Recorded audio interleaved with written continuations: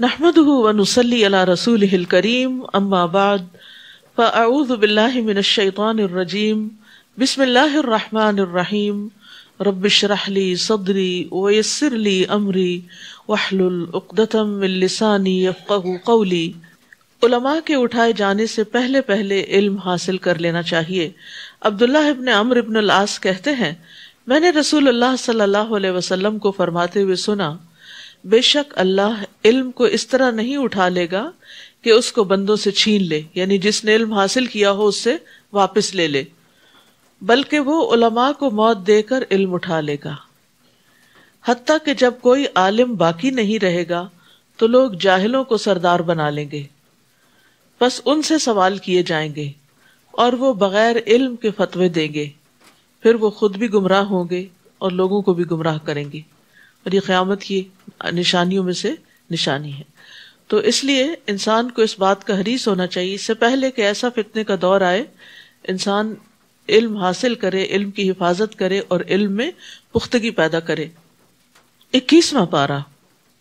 شروع کرتی ہوں اللہ کے نام سے جو بے انتہا مہربان نہایت رحم فرمانے والا ہے۔ اے نبی، اس کتاب کی تلاوت کیجیے جو آپ کی طرف وحی کی گئی ہے، اور نماز قائم کیجیے۔ نماز یقیناً بے حیائی اور برے کاموں سے روکتی ہے، اور اللہ کا ذکر تو سب سے بڑی چیز ہے، اور جو کام تم کرتے ہو اللہ اسے جانتا ہے۔ تو یہاں براہ راست نبی صلی اللہ علیہ وسلم کو خطاب کیا جا رہا ہے، اور آپ ہمارے لیے اسوہ حسنہ ہیں، تو آپ کے بعد آپ کی پیروی میں ہمیں بھی یہی کام کرنا ہے۔ اور وہ کام کیا ہے کہ اس کتاب کی تلاوت کیجیے۔ تلاوت کا مطلب قرآن مجید کو پڑھنا بھی ہے اور پھر اس کی پیروی کرنا بھی ہے۔ تلا یتلو تلون کا مطلب ہوتا ہے کسی چیز کے پیچھے پیچھے آنا، یعنی اس کا تتبع کرنا، اس کو فالو کرنا، جو احکامات اس قرآن میں ہیں ان پر عمل کرنا۔ قرآن کی کثرت سے تلاوت انسان کی بصیرت میں اضافہ کرتی ہے، اس کے علم کی باریکیوں کے خزانوں کو اس پر کھول دیتی ہے۔ اور یہ کتاب ایسی نہیں کہ جس کو پہلی بار پڑھنے سے یا صرف ایک بار پڑھنے سے ہی اس کے سارے فائدے حاصل ہو جائیں، بلکہ جو آپ اس کو پڑھتے جائیں گے اور جتنی بار بھی اس کو، یعنی ایک دفعہ ختم ہو تو پھر شروع کر دے، تلا یتلو تلون، ایک کے بعد ایک دفعہ اس کو پڑھتے چلے جائیں، اور وقت کے ساتھ ساتھ آپ کا علم بھی بڑھتا ہے، آپ کا تجربہ بھی بڑھتا ہے، آپ کے اوپر مختلف طرح کی کیفیات آتی ہیں۔ ان سب میں قرآن کی تلاوت انسان کو بے پناہ فائدہ عطا کرتی ہے، اور اس کے راز انسان پر جب کھلتے ہیں تو اس کی روح سیراب ہو جاتی ہے۔ اور جیسے جیسے پڑھنے والا قرآن کو کثرت سے پڑھتا جاتا ہے تو قرآن اس کو اپنی روشنیوں کی مزید چمک عطا کرتا ہے، اور پھر انسان اللہ کی طرف راغب ہو جاتا ہے۔ اور اتلو میں ایک پڑھ سنانے کا معنی بھی ہے، اور نبی صلی اللہ علیہ وسلم کے لیے خاص طور پر یہ تھا کیونکہ جبریل آپ کے پاس قرآن لا رہے تھے، تو آپ کی یہ ذمہ داری بھی تھی کہ آپ اب لوگوں کو پڑھ کے سنائیں، یعنی صرف لکھا ہوا نہیں دیا جائے گا بلکہ پڑھ کے سنایا جائے گا۔ تو جب آپ پر کوئی سورت نازل ہوتی تھی تو آپ لوگوں میں اس کو پڑھ کے سناتے، نمازوں میں پڑھ کے سناتے۔ وَأَقِمِ الصَّلَاةَ، اور نماز قائم کیجیے۔ نماز قائم کرنے میں اس کی تمام شروط، اس کے آداب اور واجبات، سنن، ان تمام چیزوں کا اہتمام لازم ہے۔ اور پھر خاص طور پر خشوع و خضوع سے پڑھی گئی نماز، اس کا فائدہ کیا ہے؟ ان الصلاۃ تنہی عن الفحشاء والمنکر، کہ انسان کو بے حیائی اور برائی سے روکتی ہے۔ بے حیائی کھلے گناہوں کو کہتے ہیں، فحشاء کھلے بڑے گناہوں کو کہتے ہیں، اور منکر ہر وہ عمل جس سے شریعت اور انسان کی عقل انکار کرتی ہے۔ تو نماز کا انسان کی زندگی میں ایک اثر ہونا چاہیے۔ نماز صرف زبانی، قلبی اور بدنی عبادت ہی نہیں، یعنی یہ ایک ایسی عبادت ہے جو ہمارے دل، زبان اور سارے اعضاء کو شریک کرتی ہے، لیکن اس کا امپیکٹ ہماری پوری لائف پر ہونا چاہیے۔ اور سب سے زیادہ یہ کہ انسان بے حیائی کے کاموں سے رک جائے، بڑی بڑی برائیوں اور بڑے بڑے گناہوں سے رک جائے۔ اور یہ صرف اسی وقت ہو سکتا ہے جب انسان نماز کو سوچ سمجھ کے پڑھے، توجہ سے پڑھے، اس بات کا یقین رکھے کہ میں اللہ کے حضور کھڑا ہوں، اور وہ نماز انسان کے اندر اللہ کے ڈر میں مزید اضافہ کرے۔ تو نماز اگر کوئی شخص صحیح طریقے پر پڑھتا ہے تو یہ ہو نہیں سکتا کہ پھر اس کی برائیاں اس سے نہ چھوٹیں، کیونکہ نماز اس کو اپنا احتساب کرنا بھی سکھاتی ہے. اور آپ نے دیکھا ہوگا کہ نماز کے اندر اپنی کوتاہیاں بھی یاد آتی ہیں اور بھی بہت سی چیزیں یاد آتی ہیں. جب انسان ساری دنیا سے منقطع ہو جاتا ہے اور اللہ سبحانہ تعالیٰ کے سامنے کھڑے ہو کر ایک نقطے پر فوکس کرتا ہے تو اس ایک پروسیس ہے، یہ ایک عمل ہے جس سے انسان کا تزکیہ ہوتا ہے. اندر کی خرابیاں بھی دور ہوتی ہیں اور باہر کی بھی. شرط یہ ہے کہ انسان اس کو صحیح طریقے سے ادا کرنے والا ہو، صحیح طریقے میں ظاہری آداب بھی اور باطنی آداب بھی. ابو ہریرہ سے مروی ہے، وہ کہتے ہیں کہ ایک آدمی نبی صلی اللہ علیہ وسلم کی خدمت میں حاضر ہوا اور کہنے لگا فلاں آدمی رات کو نماز پڑھتا ہے اور دن کو چوری کرتا ہے. آپ نے فرمایا عنقریب اس کی نماز اسے اس کام سے روک دے گی. یعنی بہت دفعہ یہ سوال لوگوں کے اندر پیدا ہوتا ہے کہ کچھ لوگ نماز پڑھتے ہیں لیکن برے کام نہیں چھوڑتے. لیکن اگر ایک شخص نماز کی پابندی اختیار کرتا ہے اور اس کو پورے شعور سے ادا کرتا ہے تو ایک دن آتا ہے کہ یہ نماز غالب آ جاتی ہے اور برائیاں پیچھے چلی جاتی ہیں. اسی طرح نماز جو ہے وہ گناہوں کا بوجھ بھی ہلکا کرتی ہے. رسول اللہ صلی اللہ علیہ وسلم نے فرمایا جب بندہ نماز کے لیے کھڑا ہوتا ہے اس کے سارے گناہ لا کر اس کے کندھوں پر رکھ دیے جاتے ہیں، اور جب وہ رکوع کرتا ہے تو اس کے گناہ جھڑتے ہیں، اور جب وہ سجدہ کرتا ہے تو اس کے گناہ جھڑتے ہیں. وَلَا تُجَادِلُوا أَهْلَ الْكِتَابِ إِلَّا بِالَّتِي هِيَ أَحْسَنُ. اے مسلمانوں، اہل کتاب سے جھگڑا نہ کرو، یعنی یہود و نصارہ سے، مگر ایسے طریقے سے جو بہتر ہو، یعنی احسن طریقے سے بات کرو، ہاسٹائل انداز نہ ہو. اور صرف انہی سے جھگڑا کرو جنہوں نے ان میں سے ظلم کیا، یعنی جو تمہارے ساتھ پھر سختی سے بات کرے تو پھر تم اس کے جواب میں آرگیومنٹ لا سکتے ہو، ورنہ آرام سے، سکون سے، تسلی سے، عمدہ طریقے سے بات کرو. اور ان سے یوں کہو کہ ہم تو اس پر بھی ایمان لاتے ہیں جو ہماری طرف نازل کیا گیا، اور اس پر بھی جو تمہاری طرف نازل کیا گیا، اور ہمارا اور تمہارا الہ ایک ہی ہے اور ہم اس کے فرما بردار ہیں. تو یہ بہت بڑی حکمت کی بات یہاں سکھا دی گئی کہ اہل کتاب سے جب واسطہ ہو اور دین کے موضوع پر، اسلام کے ٹاپک پر بات ہو تو اس وقت کامن گراؤنڈز پر بات ہو، اور ان کو یعنی کہ ایک ٹرسٹ بلڈ کیا جائے کہ جب ہمارا رب ایک ہے، جب ہمارے دین کا سورس ایک ہے، جب ہم ایمان ان ساری کتابوں پر لاتے ہیں تو پھر ہمیں آپس میں جھگڑنے اور یعنی آپس میں جھگڑنے کی ضرورت نہیں، بلکہ صحیح طور پر محمد صلی اللہ علیہ وسلم کی رسالت کو مان لینے کی ضرورت ہے. اور اے نبی، ہم نے اسی طرح آپ پر یہ کتاب نازل کی ہے، اس پر وہ لوگ ایمان لاتے ہیں جنہیں ہم نے پہلے کتاب دی تھی، اور ان اہل مکہ میں سے بھی کچھ لوگ ایمان لاتے ہیں، اور ہماری آیات سے انکار تو کافر لوگ ہی کیا کرتے ہیں. اور اے نبی صلی اللہ علیہ وسلم، اس سے پہلے آپ نہ تو کوئی کتاب پڑھ سکتے تھے اور نہ اپنے ہاتھ سے لکھ سکتے تھے، کیونکہ آپ امی تھے، لکھنا پڑھنا نہیں جانتے تھے.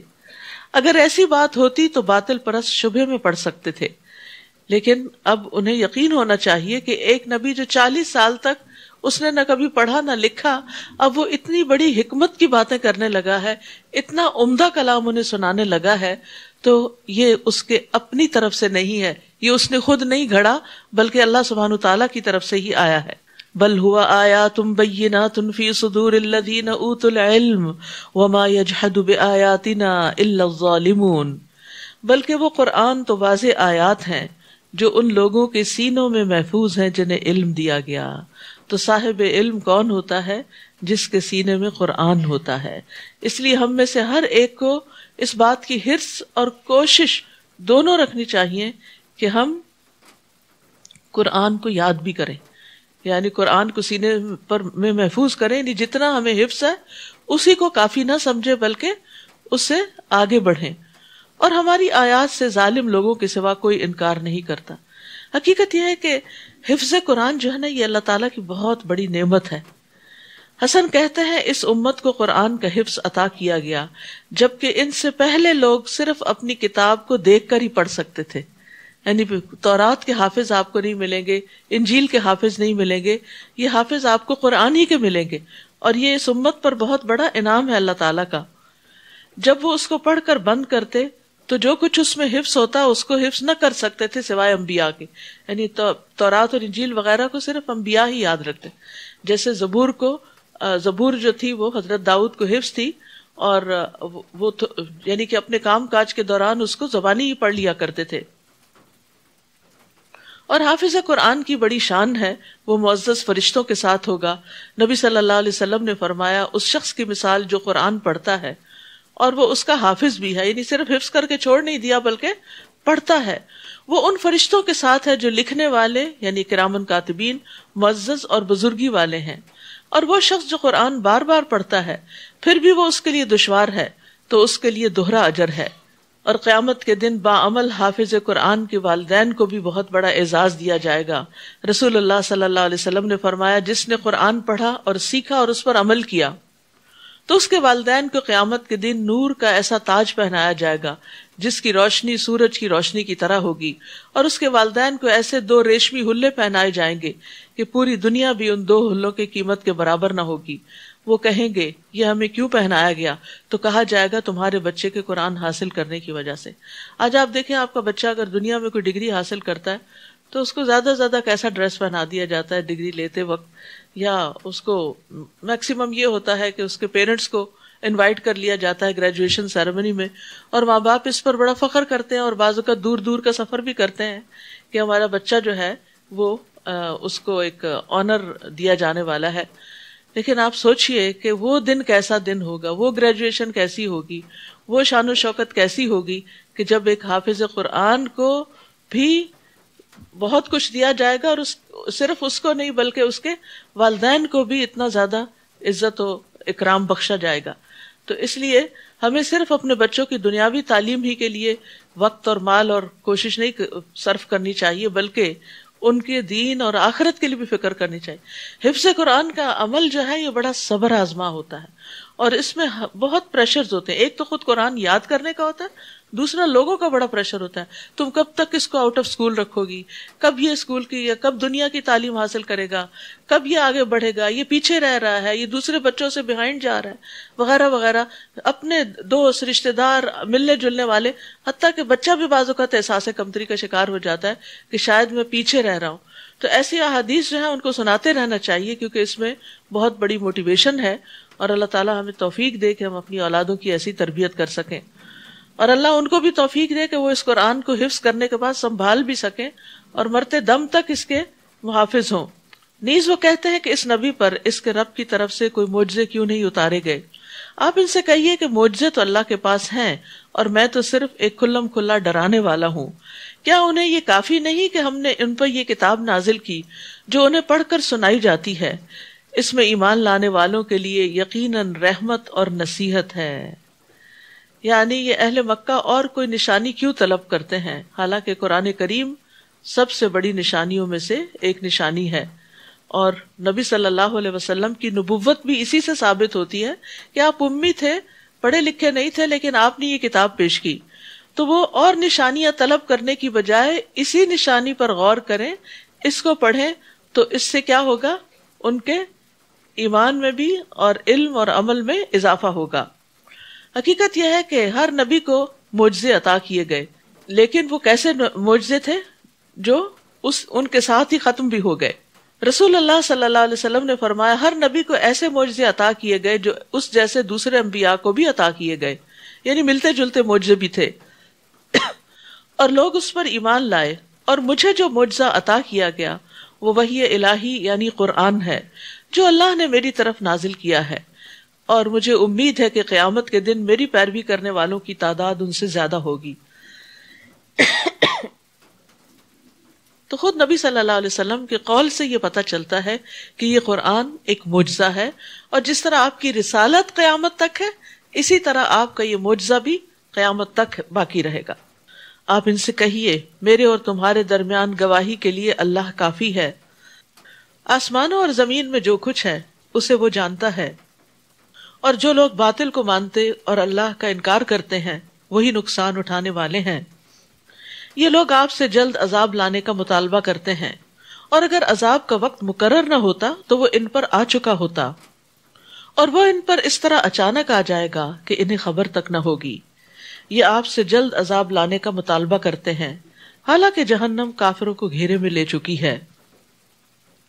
جس دن عذاب انہیں اوپر سے ڈھانپ لے گا اور پاؤں کے نیچے سے بھی، اور اللہ تعالیٰ فرمائے گا جو کچھ تم کرتے رہے اب اس کا مزہ چکھو۔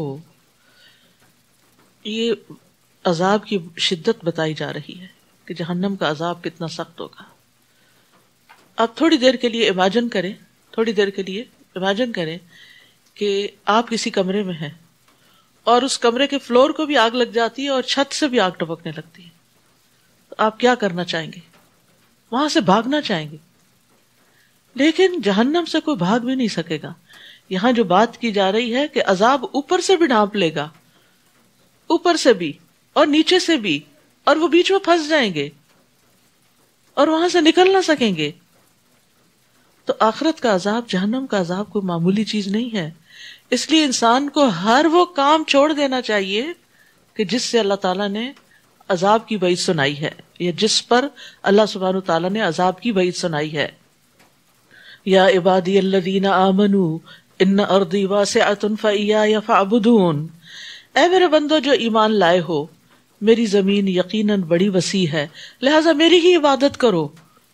یعنی کوئی بھی ایسی زمین، کوئی بھی ایسی جگہ جہاں انسان توحید پر، ایک اللہ کی عبادت پر قادر نہ ہو، اور جہاں انسان حرام کاموں سے نہ بچ سکے، پھر انسان کو وہ جگہ چھوڑ دینی چاہیے تاکہ انسان اپنی زندگی اللہ کی عبادت میں گزار سکے. کیونکہ کل قیامت کو کوئی بھی انسان یہ عذر اور بہانہ نہیں کر سکے گا کہ یا رب، چونکہ میں ایسی جگہ رہتا تھا، ایسے ملک میں رہتا تھا، ایسے لوگوں میں رہتا تھا کہ میری مجبوریاں تھی کہ میں پھر تیری نافرمانی کے کام کرتا رہتا. نہیں، کل نفس ذائقۃ الموت ثم الینا ترجعون، ہر شخص کو موت کا مزہ چکھنا ہے، پھر تم ہماری ہی طرف لوٹائے جاؤ گے. اور وہ لوگ جو ایمان لائے اور انہوں نے نیک عمل کیے، ہم انہیں جنت کے بالا خانوں میں جگہ دیں گے جن کے نیچے نہریں بہہ رہی ہیں، اس میں وہ ہمیشہ رہیں گے. عمل کرنے والوں کے لیے کیا ہی اچھا اجر ہے. یعنی جو لوگ اللہ کی خاطر ہجرت کریں گے، عمل صالح کریں گے، اللہ تعالیٰ ان کو بہترین نعم البدل عطا کرے گا ایسی جنتوں کی صورت میں. الذین صبروا وعلی ربہم یتوکلون، جنہوں نے مصائب پہ صبر کیا اور اپنے رب پر بھروسہ رکھتے ہیں. وَكَأَيٍّ مِّن دَابَّةٍ لَا تَحْمِلُ رِزْقَهَا اللَّهُ يَرْزُقُهَا وَإِيَّاكُمْ. ہجرت کی راہ میں عموماً جو چیز رکاوٹ بنتی ہے وہ یہ کہ ہم کھائیں گے کہاں سے، کیا کام کریں گے، کیا کاروبار کریں گے، کیا جاب کریں گے. تو اللہ سبحانہ تعالیٰ یہ بھی وعدہ کر رہا ہے کہ رزق کا انتظام بھی اللہ کرے گا. آپ میں سے کتنے لوگ ایسے ہیں جو اس ملک میں ہجرت کر کے آئے ہیں اور ان کے پاس کوئی جاب اور کوئی کام نہیں تھا، پھر اللہ سبحانہ تعالیٰ نے ہر چیز کا انتظام کر دیا، ساری نعمتیں عطا کر دیں. تو اسی طرح یہ تو دنیا کی خاطر ہجرت تھی، لیکن جب کوئی اللہ کی خاطر ہجرت کرتا ہے، جیسے مکہ والوں نے حبشہ کی طرف ہجرت کی تھی، تو کس طرح اللہ سبحانہ تعالیٰ نے ان کے لیے نعمتوں کے دروازے کھول دیے تھے. اور پھر بعد میں مدینہ کی طرف جو ہجرت ہوئی، اس کے بعد اللہ نے اس کو کیسا یعنی کہ دارالامن بنا دیا ان کے لیے، اور ہر طرح کی نعمتیں عطا کی. اور کتنے ہی جانور ایسے ہیں جو اپنا رزق اٹھائے نہیں پھرتے، اللہ انہیں رزق دیتا ہے اور تم کو بھی وہی دیتا ہے، اور وہ سب کچھ سننے والا اور جاننے والا ہے. تو یاد رکھیے، رزق کے معاملے میں انسان کا اپنا اختیار کم ہی ہے. رزق کے معاملے میں انسان کو اللہ پر بھروسہ کرنا چاہیے. عمر بن خطاب کہتے ہیں کہ رسول اللہ صلی اللہ علیہ وسلم نے فرمایا، اگر تم اللہ پر ویسا توکل کرو جیسا کہ توکل کرنے کا حق ہے، تو وہ تمہیں اسی طرح روزی دے گا جس طرح پرندوں کو دیتا ہے. صبح کو وہ بھوکے اٹھتے ہیں اور شام کو پیٹ بھرے ہوئے آتے ہیں. تو انسان کو رزق اللہ ہی سے مانگنا چاہیے، اور جب بندہ اللہ سے مانگتا ہے تو اللہ تعالیٰ اس کو ضرور دیتا ہے. ایک شخص نے نبی صلی اللہ علیہ وسلم سے آ کے پوچھا کہ اللہ کے رسول، جب میں اپنے رب سے دعا کروں تو کیا کہا کروں؟ آپ نے فرمایا، یوں کہو، اللہم اغفر لی وارحمنی وعافنی وارزقنی، اے اللہ مجھے بخش دے، مجھ پر رحم فرما، مجھے عافیت دے، مجھے رزق عطا فرما. اس کے بعد آپ نے انگوٹھے کو نکال کر باقی 4 انگلیوں کو بند کر کے فرمایا، یہ 4 انگلیاں، یہ 4 چیزیں یعنی جو مانگی گئی ہیں، دنیا اور آخرت دونوں کو جمع کرتی ہیں، یعنی دونوں کے لیے کافی ہیں. اور رزق کی تلاش میں اعتدال سے کام لینا چاہیے. یہ نہیں کہ انسان اپنی عبادت کا حصہ بھی، عبادت کا وقت بھی رزق کی تلاش میں گزار دے، کیونکہ نبی صلی اللہ علیہ وسلم نے فرمایا، اجملوا فی طلب الدنیا، دنیا کی طلب میں اعتدال سے کام لو، اس لیے کہ ہر ایک کو وہ ضرور ملے گا جو اس کے لیے لکھ دیا گیا. اگر آپ ان سے پوچھیں کہ آسمانوں اور زمین کو کس نے پیدا کیا اور سورج اور چاند کو کس نے مسخر کر رکھا ہے، تو ضرور کہیں گے کہ اللہ نے. پھر یہ کہاں سے دھوکہ کھاتے ہیں. اللہ ہی اپنے بندوں میں سے جس کے لیے چاہتا ہے رزق کشادہ کر دیتا ہے اور جس کے لیے چاہے کم کر دیتا ہے، اور وہ یقیناً ہر بات سے خوب واقف ہے. اور اگر آپ ان سے پوچھیں کہ آسمان سے کس نے پانی برسایا، پھر اس پانی سے مردہ پڑی ہوئی زمین کو کس نے زندہ کیا، تو ضرور کہیں گے کہ اللہ نے. ان سے کہیے پھر ہر طرح کی حمد اللہ ہی کے لیے ہے، مگر اکثر لوگ کچھ سوچتے نہیں. وما هذه الحياة الدنيا إلا لهو ولعب وإن الدار الآخرة لهي الحيوان لو كانوا يعلمون. یہ دنیا کی زندگی ایک کھیل تماشے کے سوا کچھ نہیں، اصل زندگی تو آخرت کا گھر ہے. کاش لوگ اس بات کو جانتے ہوتے، کاش وہ جانتے کہ یہ دنیا ایک وقتی جگہ ہے، ٹیمپریری. یعنی ایسی جیسے انسان کھیل کے میدان میں جاتا ہے تو کتنی ایکسائٹمنٹ ہوتی ہے، کتنا ہلا گلا ہوتا ہے، اور کتنی ہار جیت ہو رہی ہوتی ہے، کبھی ایک ٹیم جیتی ہے کبھی دوسری، اور دیکھنے والے اپنی سیٹس پر ہی بیٹھ کے اچھل رہے ہوتے ہیں اور کبھی کھڑے ہو جاتے ہیں ایکسائٹمنٹ. لیکن جب میچ ختم ہوتا ہے تو اس کے بعد کیا ہوتا ہے؟ کبھی آپ خالی سیٹس کو جا کر دیکھیں اور خالی گراؤنڈ کو، تو کتنی حسرت سی ہوتی، کتنی عجیب سی اداسی ہوتی ہے وہاں، کہ آپ وہاں بیٹھ نہیں سکتے، آپ وہاں کھڑے نہیں ہو سکتے، آپ کو دل نہیں لگتا وہاں کہ یہ کیسی جگہ ہے عجیب سی. تو آپ دیکھیے اسی طرح دنیا میں انسان بہت ایکسائٹیڈ ہوتا ہے، یہ کامیاب ہو گیا، اس کو ڈگری مل گئی، اس کی شادی ہو گئی، اس کے بچے ہو گئے، اس کا بزنس اتنا بڑا ہو گیا، فلاں ملینئر ہو گیا. اور پھر ان چیزوں پر انسان دیکھ کے خوش ہوتا رہتا ہے. اور بہت سے لوگ تو اپنوں کو چھوڑ کے صرف سوشل میڈیا پہ بیٹھے رہتے ہیں، اور بڑے بڑے جو سٹارز ہیں یا آرٹسٹ ہیں ان کی زندگیوں کو ان کو فالو کرتے رہتے ہیں، سنیپ چیٹ پہ ان کو دیکھتے رہتے ہیں کہ وہ کیا پہن رہے ہیں، کیا کھا رہے ہیں، اور اس طرح دنیا کی رونقوں سے مستفید ہوتے رہتے ہیں ان کے اپنے خیال کے مطابق. یہ بھی انٹرٹینمنٹ کی ایک قسم ہوتی ہے. تو اس میں آپ دیکھیے کہ یہ سب کیا ہے، یہ کھیل تماشا ہے. جب آپ اس کو بند کر دیتے ہیں نا اپنے فون کو، تو اس کے بعد وہ سب کچھ، یعنی آپ اس کو ریچ نہیں کر سکتے، اس تک پہنچ نہیں سکتے. کسی نے اگر بہت بڑا ہیرو کا ہار بھی پہنا اور آپ دیکھ کے بہت اسے خوش ہو رہے ہیں، بہت آپ کو اچھا لگ رہا ہے، تو جب آپ اس کو بند کریں گے، کلک کریں گے اسکرین کو، تو اس کے بعد وہ ہیرو کا ہار کہاں گیا. تو دنیا کی زندگی بھی بس ایسے ہی ہے، جیسے ایک اسکرین کے اوپر آپ یہ ساری چیزیں دیکھ رہے ہیں اور جلد ہی اس نے بند ہو جانا ہے، آنکھیں بند ہو جائیں گی اور انسان قبر میں اتر جائے گا، اور یہ سب کچھ خواب جیسا لگے گا. اس کی کوئی حقیقت نہیں ہے، اس میں سے کوئی چیز بھی ہم ساتھ نہیں لے جا سکتے سوائے اپنے نیک اعمال کے. قرآن مجید میں ایک اور جگہ بھی آتا ہے وَإِنَّ الْآخِرَةَ هِيَ دَارُ الْقَرَارِ، اور یقیناً آخرت کا گھر وہی رہنے کا گھر ہے، اور اصل عیش آخرت کی عیش ہے. اللہم لا عیش الا عیش الآخرہ فاکرم الانصار والمہاجرہ. اے اللہ آخرت کی زندگی کے سوا کوئی زندگی حقیقی نہیں، بس انصار و مہاجرین پر اپنا فضل فرما. نبی صلی اللہ علیہ وسلم غزوہ خندق کے موقع پر یہ شعر پڑھ رہے تھے اور خندق کھود رہے تھے. پھر جب یہ کشتی میں سوار ہوتے ہیں تو اللہ کے لیے عبادت کو خالص کرتے ہوئے اسی کو پکارتے ہیں، اور جب وہ انہیں بچا کر خشکی پر لے آتا ہے تو اس وقت پھر شرک کرنے لگتے ہیں. یعنی جب مشکل وقت آتا ہے تو اللہ یاد آ جاتا ہے، اور جب مشکل ٹل جاتی ہے تو پھر وہ اپنے دھندوں میں اسی روٹین میں پھر آ جاتے ہیں. تاکہ ہم نے جو کچھ انہیں دے رکھا ہے اس کی ناشکری کریں اور مزے اڑاتے رہیں، اور جلد ہی انہیں معلوم ہو جائے گا، یعنی ان سب چیزوں کا انجام. یعنی ابھی تو اللہ نے ان کو مہلت دی ہوئی ہے، اس لیے مشکل سے نکل کر یہ اللہ کو بھول جاتے ہیں، تو یہ سمجھتے ہیں کہ ہمیں کوئی پکڑنے والا نہیں، لیکن ایک دن پکڑ تو ہونی ہے. کیا وہ یہ نہیں دیکھتے کہ ہم نے حرم کو پرامن بنا دیا جبکہ ان کے ارد گرد کے لوگ اچک لیے جاتے ہیں؟ کیا پھر بھی یہ لوگ باطل کو مانتے ہیں اور اللہ کی نعمتوں کی ناشکری کرتے ہیں؟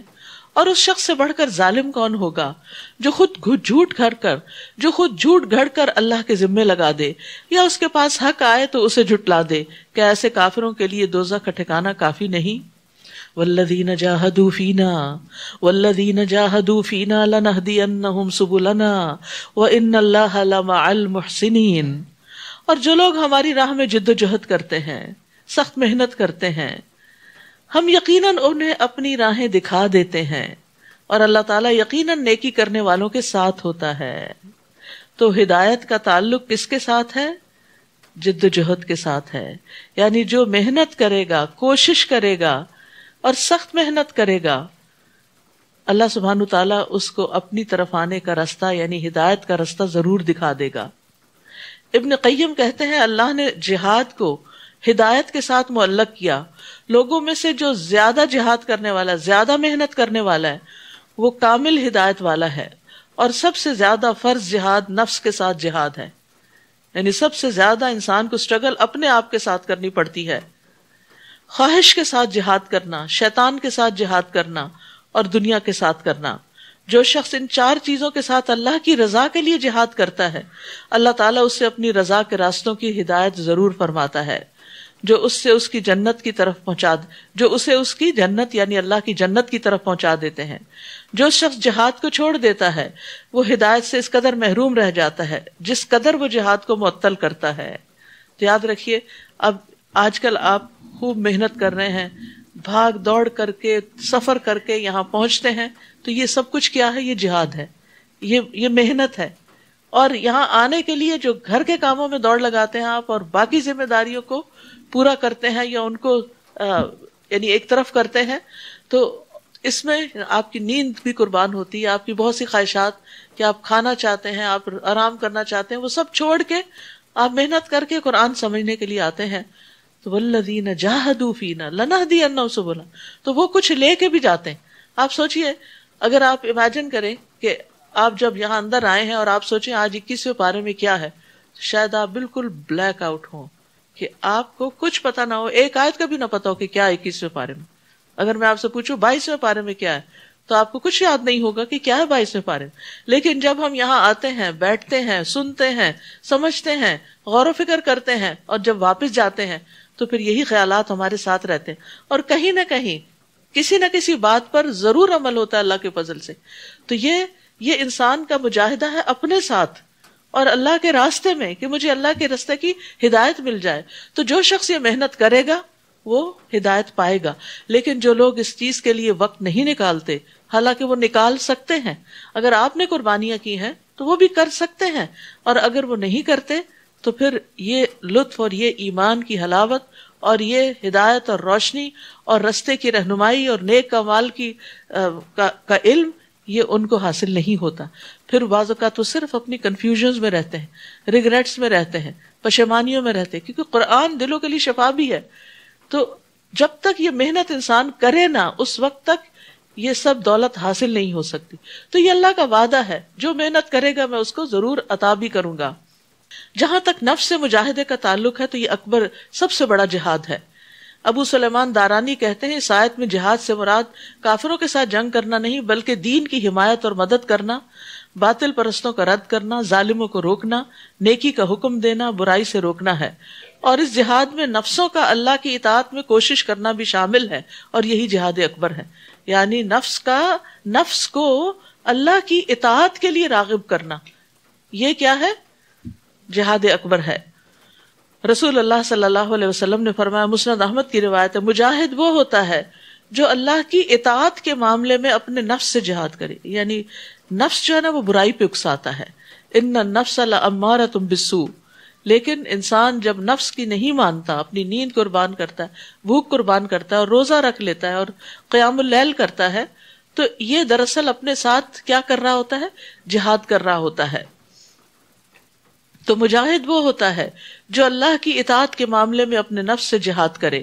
اسی طرح انسان صرف جان سے نہیں، نفس سے نہیں، بلکہ مال سے بھی جہاد کرتا ہے. ایک شخص نبی صلی اللہ علیہ وسلم کے پاس آیا اور اس نے پوچھا، لوگوں میں سے افضل کون ہے؟ تو آپ نے فرمایا، جو شخص اپنے مال اور اپنے نفس کے ساتھ اللہ کے راستے میں جہاد کرے. رسول اللہ صلی اللہ علیہ وسلم نے یہ خوشخبری بھی دی، اللہ تبارک و تعالیٰ کی راہ میں جہاد کرو، کیونکہ اللہ کے راستے میں جہاد کرنا جنت کے دروازوں میں سے ایک دروازہ ہے جس کے ذریعے اللہ انسان کو غم اور پریشانی سے نجات عطا فرماتا ہے. یعنی جب آپ اس کام میں کی محنت میں لگتے ہیں، اللہ کے راستے میں دوڑنے لگتے ہیں، تو اس کے نتیجے میں آپ کو غموں اور پریشانیوں سے بھی نجات ملتی ہے. سورۃ الروم، بسم اللہ الرحمن الرحیم. سورۃ الروم، الف لام میم، الف لام میم. غلبت الروم، رومی قریب کی سرزمین میں مغلوب ہو گئے، تاہم وہ مغلوب ہونے کے بعد پھر غالب آ جائیں گے. فی بضع سنین، چند ہی سال بعد. اس شکست سے پہلے بھی اللہ ہی کا حکم چلتا تھا اور بعد میں بھی اسی کا چلے گا، اور جب رومیوں کو فتح ہوگی اس دن مسلمان خوشیاں منائیں گے. نبی صلی اللہ علیہ وسلم کے زمانے میں یعنی جو مکی دور تھا، ایران اور روم دنیا کی سب سے بڑی سلطنتیں تھیں. ان دونوں کے درمیان اکثر جنگیں ہوتی رہتی تھیں، جیسے عام طور پر سپر پاورز کے بیچ میں ٹسل چلتی رہتی ہے. ایرانی مشرک تھے، آگ کی پوجا کرتے تھے. رومی اہل کتاب تھے اور اپنے آپ کو تورات اور انجیل کی طرف منسوب کرتے. اہل فارس کی نسبت رومی مسلمانوں کے زیادہ قریب تھے کیونکہ وہ اہل کتاب تھے. اس لیے مسلمان یہ چاہتے تھے کہ رومی ایرانیوں پر فتح حاصل کریں. چونکہ مشرکین مکہ اور اہل فارس شرک میں مشترک تھے، اس لیے مشرکین مکہ رومیوں پر اہل فارس کی فتح چاہتے تھے. تو ایرانیوں یا اہل فارس کو رومیوں کے خلاف جنگوں میں کامیابیاں حاصل ہوئیں، لیکن مکمل فتح حاصل نہ ہوئی، بلکہ ایران سے ملحق بعض رومی علاقے ایرانیوں کے قبضے میں آ گئے. اس پر مشرکین نے بہت خوشیاں منائیں، لیکن مسلمان اس فتح پر بہت رنجیدہ ہوئے. تو اللہ تعالیٰ نے مسلمانوں کو آگاہ کیا، بلکہ ان کے ساتھ وعدہ کیا کہ ان قریب رومی اہل فارس پر فتح حاصل کر لیں گے، لیکن چند سالوں میں. اور وہ چند سالوں کی مدت 8-9 سال کی مدت تھی. اور پھر کہا جاتا ہے کہ یہ فتح اس دن ہوئی جس دن مسلمان جنگ بدر میں کامیاب ہوئے تھے. اور یہ ایک پیشن گوئی تھی. وَيَوْمَئِذٍ، اور جس دن رومی غالب آئیں گے اس دن مسلمان خوشیاں منائیں گے. دوہری خوشیاں، ایک تو رومیوں کے غالب آنے کی اور دوسرے مسلمانوں کی فتح کی. انہیں بھی اللہ کی مدد حاصل ہوگی. اللہ جسے نصرت بخشتا ہے، اللہ جسے چاہتا ہے نصرت بخشتا ہے، وہ سب پر غالب اور رحم کرنے والا ہے. یہ اللہ کا وعدہ ہے اور اللہ اپنے وعدے کی خلاف ورزی نہیں کرتا، مگر اکثر لوگ یہ بات جانتے نہیں. اسی لیے جب ہم شک میں پڑے رہتے ہیں نا، جب ہمیں پتہ چلتا ہے اس کام پہ جنت ملے گی، پھر ہم کہتے ہیں پتہ نہیں ملے گی بھی یا نہیں ملے گی، تو کریں یا نہ کریں، پھر ریلکٹنٹ ہو کے کرتے ہیں. لیکن اگر ہم یہ کہ نہیں اللہ کا وعدہ ہے، اللہ نے وعدہ کر رکھا ہے، وہ ضرور اس کا اجر عطا کرے گا، تو پھر انسان زیادہ کنوکشن کے ساتھ نیک عمل کرتا ہے. یعلمون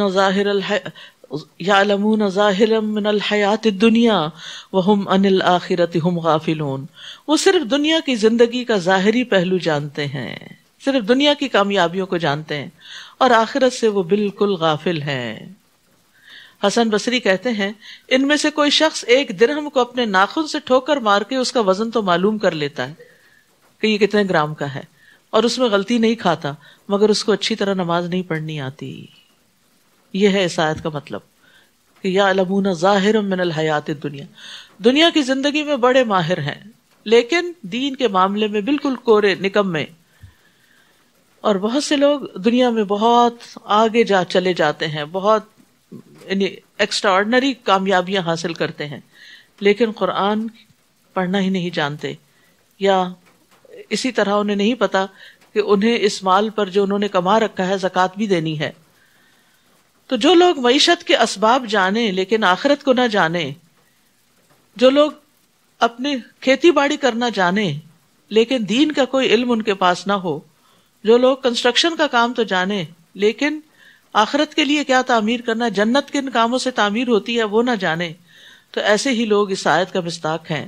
اس لیے انسان کو صرف دنیا میں ہی آگے نہیں جانا چاہیے، بلکہ دین کے معاملے میں ساتھ ساتھ محنت کرنی چاہیے.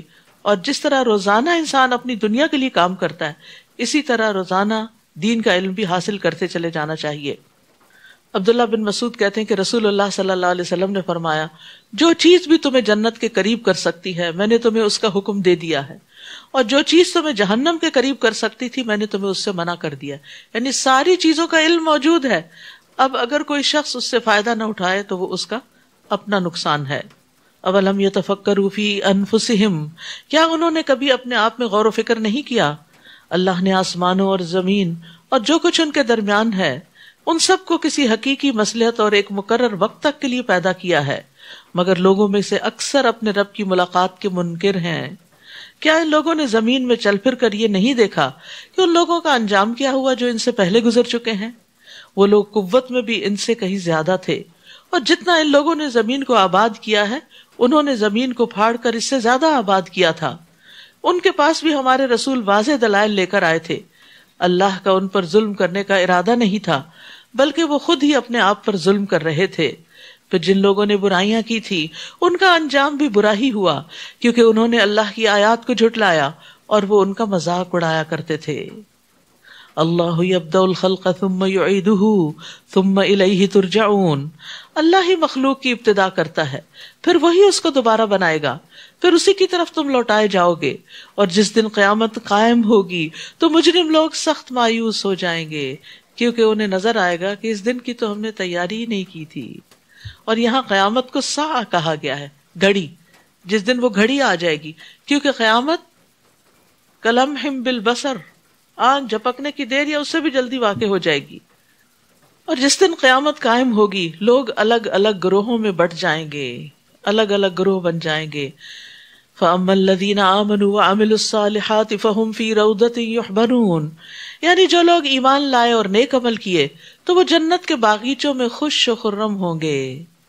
وَأَمَّا الَّذِينَ كَفَرُوا وَكَذَّبُوا بِآيَاتِنَا وَلِقَاءِ الْآخِرَةِ فَأُولَئِكَ فِي الْعَذَابِ مُحْضَرُونَ. اور جنہوں نے کفر کیا اور ہماری آیات اور آخرت کی ملاقات کو جھٹلایا تو ایسے لوگوں کو عذاب میں رکھا جائے گا. فسبحان اللہ حین تمسون وحین تصبحون. پس تم اللہ کی تسبیح کرو شام کے وقت بھی اور صبح کے وقت بھی، کیونکہ وہ سارے گناہوں کو مٹانے کا ذریعہ بن جاتی ہے، سورج غروب ہونے سے پہلے اور سورج طلوع ہونے سے پہلے. وہی زندہ کو مردہ سے اور مردہ کو زندہ سے نکالتا ہے اور زمین کو اس کے مردہ ہونے کے بعد زندہ کرتا ہے. اسی طرح تم بھی مرنے کے بعد زمین سے نکالے جاؤ گے. یعنی اتنی خوبصورت یہ دلیل لگتی ہے مجھے کہ تم اپنے سامنے تخلیق کے عمل کو دیکھتے ہو کہ کس طرح مختلف چیزیں پیدا ہوتی ہیں اور ان کی پیدائش میں تمہارا کوئی ہاتھ نہیں ہوتا، وہ ایک قدرتی عمل کے نتیجے میں سامنے آ رہی ہوتی ہیں. تو اس کے پیچھے تو کوئی ہے نا، خود بخود تو نہیں ہو رہا. تو جو آج ان چیزوں کو بنا رہا ہے وہ کل بھی ان کو بنائے گا. اس سے دلیل ملتی ہے قیامت کے آنے کی، یوم الدین کے قائم ہونے کی.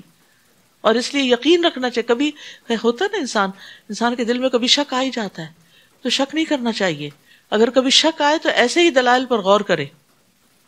اور یہ غور ہو نہیں سکتا جب تک آپ قرآن کا مطالعہ ساتھ ساتھ نہ کریں، کیونکہ آپ کو یہ دلیل بھی بھول جائے گی کچھ دنوں میں، کہ یہ بھی یاد رکھنی ہے شک کے موقع پر.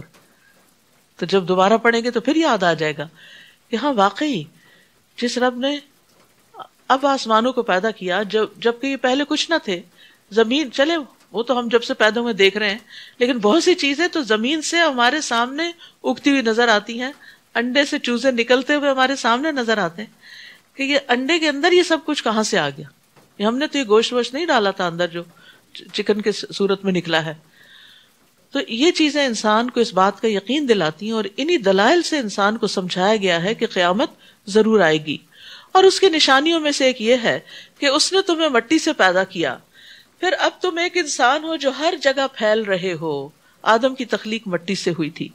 اور ایک نشانی یہ ہے کہ اس نے تمہاری ہی جنس سے تمہارے لیے بیویاں پیدا کی. حضرت حوا حضرت آدم کی پسلی سے پیدا کی گئی تھی، اور اس کے بعد عورتیں بھی یعنی آدم ہی کی اولاد ہیں. اور پھر کیوں پیدا کی؟ تاکہ تم ان کے پاس سکون حاصل کرو. اور ازواج کلر جیسے کہ پہلے بھی میں نے عرض کیا کہ میاں بیوی دونوں کے لیے آتا ہے، تو دونوں کا اکٹھا ہونا اس کا پرائمری مقصد کیا ہے کہ ایک دوسرے سے انس حاصل کرو، ایک دوسرے سے سکون پاؤ. اور اس نے تمہارے درمیان محبت اور رحمت پیدا کر دی. یہ بھی بہت حیران کن چیز ہے کہ دو بالکل اجنبی لوگ ہوتے ہیں، جو ہی نکاح کے رشتے میں بنتے ہیں دونوں کے درمیان ایک محبت پیدا ہو جاتی ہے جو کسی اور کے ساتھ نہیں ہوتی، اور انسان ایک دوسرے کی اس طرح کیئر کرنے لگتا ہے جو شاید کسی اور کی ہو. غور و فکر کرنے والوں کے لیے اس میں کئی نشانیاں ہیں کہ یہ سب بھی یعنی اللہ تعالیٰ نے جو تخلیق کیا انسان کو تو صرف ہڈیاں اور گوشت اور خون کا ڈھانچہ بنا کے اس کے اندر خون نہیں دوڑا دیا یا اس کے کچھ مسلز نہیں بنا دیے، بلکہ اس کے اندر دل رکھا اور دل میں جذبات رکھے اور ان جذبات کی تسکین کے لیے بھی سامان پیدا کیے. اس کے اندر جنسی خواہش رکھی اور اس خواہش کی تکمیل کے لیے پھر انتظام بھی کیا، بندوبست بھی کیا. تو یہاں پر میاں بیوی کی باہم محبت اللہ کی نشانیوں میں سے ایک نشانی قرار دی گئی ہے کہ اللہ تعالیٰ نے ان کے درمیان صرف محبت نہیں رحمت کو بھی ڈالا. اور آپ دیکھیے کہ یہ جو رحمت ہوتی ہے اسی کی وجہ سے انسان ایک دوسرے کی کیئر کرتا ہے. اور بہترین بیوی کون ہوتی ہے؟ جو شوہر کی کیئر کرے، اور بہترین شوہر کون ہے؟ جو بیوی کی کیئر کرے۔ ابن عباس رضی اللہ عنہ سے مروی ہے کہ نبی صلی اللہ علیہ وسلم نے فرمایا، تم میں سے بہتر شخص وہ ہے جو اپنی بیویوں کے لیے اچھا ہے۔ حسن بصری سے مرسلاً روایت ہے کہ اللہ تعالیٰ کے نزدیک پسندیدہ بندے وہ ہیں جو اپنے اہل و عیال کو، اپنے گھر والوں کو سب سے زیادہ نفع دینے والے ہیں۔ اسی طرح نبی صلی اللہ علیہ وسلم نے حضرت عمرو بن العاص کے سوال پر کہ آپ کو سب سے زیادہ کس سے محبت ہے، علل اعلان بتا دیا تھا کہ حضرت عائشہ سے۔ تو اس سے پتہ چلتا ہے کہ بیوی کی اگر دل میں محبت ہے تو اس کا ذکر کرنے یا اظہار کرنے میں بھی کوئی حرج نہیں، اور ہونی چاہیے۔ حضرت عائشہ کہتی ہیں، میں حیض کی حالت میں پانی پیتی تھی اور برتن نبی صلی اللہ علیہ وسلم کو دے دیتی، آپ برتن اسی جگہ سے منہ رکھ کر پانی پیتے جہاں سے میں نے پیا ہوتا۔ میں ہڈی سے گوشت کھا کر وہ ہڈی نبی صلی اللہ علیہ وسلم کو دے دیتی تو آپ اسی جگہ سے کھاتے تھے جہاں سے میں نے کھایا ہوتا، حالانکہ میں حیض کی حالت میں ہوتی تھی۔ یعنی حیض کی حالت میں عورت کوئی اچھوت نہیں ہو جاتی۔ اسی طرح جو عورت شوہر سے محبت کرتی ہے اس کی بھی فضیلت ہے۔ نبی صلی اللہ علیہ وسلم نے فرمایا، کیا میں تمہیں ان عورتوں کی خبر نہ دوں جو جنت میں ہوگی؟ ہم نے عرض کیا، ضرور ہے اللہ کے رسول۔ آپ نے فرمایا، محبت کرنے والی، زیادہ بچے جننے والی، جب اسے غصہ آئے یا اس کے ساتھ برا کیا جائے یا اس کا شوہر اس پہ غصہ اور ناراض ہو تو کہتی ہے، میرا ہاتھ آپ کے ہاتھ میں ہے اور میں اپنی آنکھوں میں نیند کا سرما نہیں لگاؤں گی جب تک آپ راضی اور خوش نہ ہو جائیں، جب تک آپ راضی اور خوش نہ ہو جائیں۔ یعنی شوہر کا دل کی دلداری کرنے والی، اس کو منانے والی، کیونکہ مردوں کے لیے بہرحال باہر کی دنیا میں بہت سے سٹریس ہوتے ہیں، بہت سے پریشرز ہوتے ہیں کہ جس کے لیے انہیں گھر آ کر سکون چاہیے ہوتا ہے، لیکن اگر بیوی بد اخلاق ہو تو پھر وہ سکون غارت ہو جاتا ہے اور گھر جہنم کا نمونہ بن جاتا ہے۔ تو ایسے میں ایک عورت کو انڈرسٹینڈ کرنا چاہیے اور شوہر کی ضروریات کو سمجھنا چاہیے، اور یہی چیز پھر وہاں محبت کو مزید بڑھاتی ہے۔ دوسری طرف نبی صلی اللہ علیہ وسلم نے مومن مرد کو بھی تلقین کی کہ کوئی مومن مرد کسی مومن عورت سے بغض نہ رکھے، یعنی اپنی بیوی سے نفرت نہ کرو۔ اگر اس کی کوئی ایک عادت تمہیں پسند نہیں تو دوسری عادت پسند آ جائے گی، تو جو اچھی عادتیں ہیں ان پر نظر رکھو، اس کے ذریعے تم اپنے دل کو خوش رکھو۔ اور ایک نشانی یہ ہے کہ اس نے آسمانوں اور زمین کو پیدا کیا اور تمہاری زبانیں اور رنگ مختلف بنا دیے۔ اہل علم کے لیے اس میں بھی کئی نشانیاں ہیں۔ زبان بھی انسان کی پہچان ہوتی ہے اور رنگ بھی انسان کا پہچان ہوتا ہے کہ کون سا انسان کہاں سے تعلق رکھتا ہے، اور یہ ویرائٹی اسی وجہ سے رکھی گئی۔ نیز تمہارا رات اور دن کو سونا اور اس کا فضل تلاش کرنا بھی اس کی نشانیوں میں سے ہے۔ جو لوگ غور سے سنتے ہیں ان کے لیے اس میں بھی بہت سی نشانیاں ہیں۔ اور ایک نشانی یہ ہے کہ وہ تمہیں بجلی دکھاتا ہے جس سے تم ڈرتے بھی ہو اور امید بھی رکھتے ہو، اور آسمان سے پانی برساتا ہے۔ خوب بارش برس رہی ہے آج کل نا، غور کیا کریں، جس سے زمین کو اس کے مرنے کے بعد زندہ کر دیتا ہے۔ سبحان اللہ، کس طرح دنوں کے اندر پودے جو ہیں وہ ہرے بھرے ہوتے چلے جا رہے ہیں اور درخت پھر سے لد رہے ہیں۔ سمجھنے سوچنے والوں کے لیے اس میں بھی بہت سی نشانیاں ہیں، اور اس کے نشانیوں میں سے ایک یہ ہے کہ زمین اور آسمان اسی کے حکم سے بلا ستون قائم ہے۔ پھر جب وہ تمہیں ایک ہی دفعہ زمین سے پکارے گا تو تم زمین سے نکل کھڑے ہوگے۔ آسمانوں اور زمین میں جو کچھ ہے سب اسی کا ہے، سب کے سب اسی کے فرما بردار ہیں۔ وہی تو ہے جو خلقت کی ابتدا کرتا ہے، پھر وہی اس کا اعادہ کرے گا، اور یہ دوسری بار کی پیدائش اس پہ زیادہ آسان ہے۔ آسمانوں اور زمین میں اسی کی شان بالا تر ہے، اور وہ سب پر غالب اور حکمت والا ہے۔ اللہ تمہارے لیے ایک مثال بیان کرتا ہے جو خود تمہیں سے تعلق رکھتی ہے۔ تمہارے کچھ غلام ہو اور جو کچھ ہم نے تمہیں رزق دے رکھا ہے اس میں تم اور وہ غلام برابر شریک ہو جائیں، تو کیا تم ایسا گوارا کر سکتے ہو؟ تم ان سے ایسے ہی ڈرو گے جیسے اپنے ہمسروں سے ڈرتے ہو۔ سمجھنے سوچنے والوں کے لیے ہم ایسے ہی اپنی آیات کھول کر بیان کرتے ہیں، بلکہ حقیقت یہ ہے کہ ان ظالموں نے بغیر علم کے اپنی خواہشات کی پیروی کر رکھی ہے۔ پھر جسے اللہ نے گمراہ کر دیا ہو اسے کون راہ راست پر لا سکتا ہے، اور ان کا کوئی مددگار بھی نہ ہو۔ لہٰذا اے نبی، یکسو ہو کر اپنا رخ دین کی طرف کر دو۔ فَأَقِمْ وَجْهَكَ لِلدِّينِ حَنِيفًا، یہی فطرت الہی ہے جس پر اس نے لوگوں کو پیدا کیا، یعنی یہ دین انسان کے اندر رکھ دیا گیا ہے، اس کی پروگرامنگ کر دی گئی ہے۔ اللہ کی اس خلقت میں کوئی رد و بدل نہیں ہو سکتا، یہی درست دین ہے، لیکن اکثر لوگ جانتے نہیں۔ تو بات یہ ہے کہ اس آیت سے بھی اور پھر ایک حدیث سے بھی یہ پتہ چلتا ہے کہ ہر بچے کی پیدائش فطرت پر ہوتی ہے، یعنی اصل دین پر ہی ہوتی ہے، پھر اس کے ماں باپ اسے یہودی، نصرانی یا مجوسی بنا دیتے ہیں۔ تو اللہ سبحانہ وتعالیٰ نے بندوں کو اپنی عبادت کے لیے پیدا کیا اور تمام انبیاء کو یہی پیغام دے کے بھیجا کہ وہ ایک اللہ کی عبادت کی طرف لوگوں کو بلائیں۔ اسی کی طرف رجوع کرتے ہوئے اسی بات پہ قائم ہو جاؤ اور اس سے ڈرتے رہو اور نماز قائم کرو اور ان مشرکوں سے نہ ہو جاؤ جنہوں نے اپنا دین الگ کر لیا اور گروہوں میں بٹ گئے. ہر گروہ کے پاس جو کچھ ہے اسی پر خوش ہے. یہ بھی انسان کی ایک بڑی کمزوری ہے کہ جس طریقے پر یا جس راستے پر وہ ہوتا ہے اسی پر ہی وہ خوش رہتا ہے اور حق کو جاننے کی کوشش نہیں کرتا. وَإِذَا مَسَّ النَّاسَ ضُرٌّ دَعَوْا رَبَّهُم مُنِيبِينَ إِلَيْهِ اور جب لوگوں کو کوئی تکلیف پہنچتی ہے تو اپنے رب کی طرف رجوع کر کے اسے پکارتے ہیں. پھر جب وہ انہیں اپنی رحمت کا مزہ چکھاتا ہے تو اس وقت ان میں سے کچھ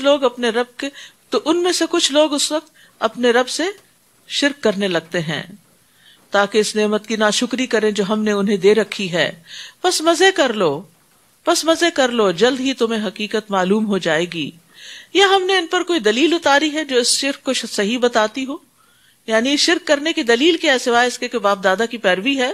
تو کیا ہم نے ان پر کوئی دلیل اتاری ہے جو اس شرک کو جو یہ کر رہے ہیں اس کو صحیح بتاتی ہو جو یہ لوگ کر رہے ہیں؟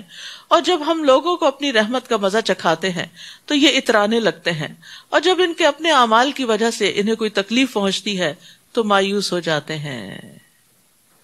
مصیبت پہنچنے پر مایوس ہونے کی بجائے گناہوں کو چھوڑنا ضروری ہے. مایوسی سے تکلیف دور نہیں ہوتی، نا امید ہونے سے، ہمت ہار دینے سے، فیڈ اپ ہو جانے سے تکلیف دور نہیں ہوتی. تکلیف دور ہوتی ہے نافرمانیاں چھوڑنے سے، کہ انسان اللہ کی کوئی بھی نافرمانی ایسی کر رہا ہے، کوئی گناہ ایسا کر رہا ہے تو اس کو چھوڑ دے. تو یہاں پر یہ کہا جا رہا ہے کہ جب ان پر کوئی تکلیف آتی ہے تو بجائے اس کے کہ وہ نافرمانی چھوڑے، اللہ کی طرف رجوع کرے، وہ مایوس ہو جاتے ہیں. کیا انہوں نے دیکھا نہیں کہ اللہ جس کا چاہے رزق زیادہ کر دیتا ہے اور جس کا چاہے کم کر دیتا ہے. ایمان لانے والوں کے لیے اس میں بھی کئی نشانیاں ہیں، یعنی مالی اعتبار سے اپ اینڈ ڈاؤن زندگی کا ایک حصہ ہے اور یہ بھی انسان کو بہت کچھ سکھاتا ہے. یعنی جب آپ کی مثلاً ایک اچھی بھلی جاب ہوتی ہے اور اچانک چلی جاتی، اس وقت جس طرح آپ سوچتے کہ میری کہاں غلطی تھی، میں نے کیا کوتاہی کی، مجھے اس جاب سے کیوں نکالا گیا، میری کون سی ویکنس تھی، اتنا زیادہ انسان اپنا محاسبہ کرتا ہے کہ جو عام حالات میں ایک روٹین کی نارمل لائف جب گزر رہی ہوتی تو بالکل نہیں کرتا.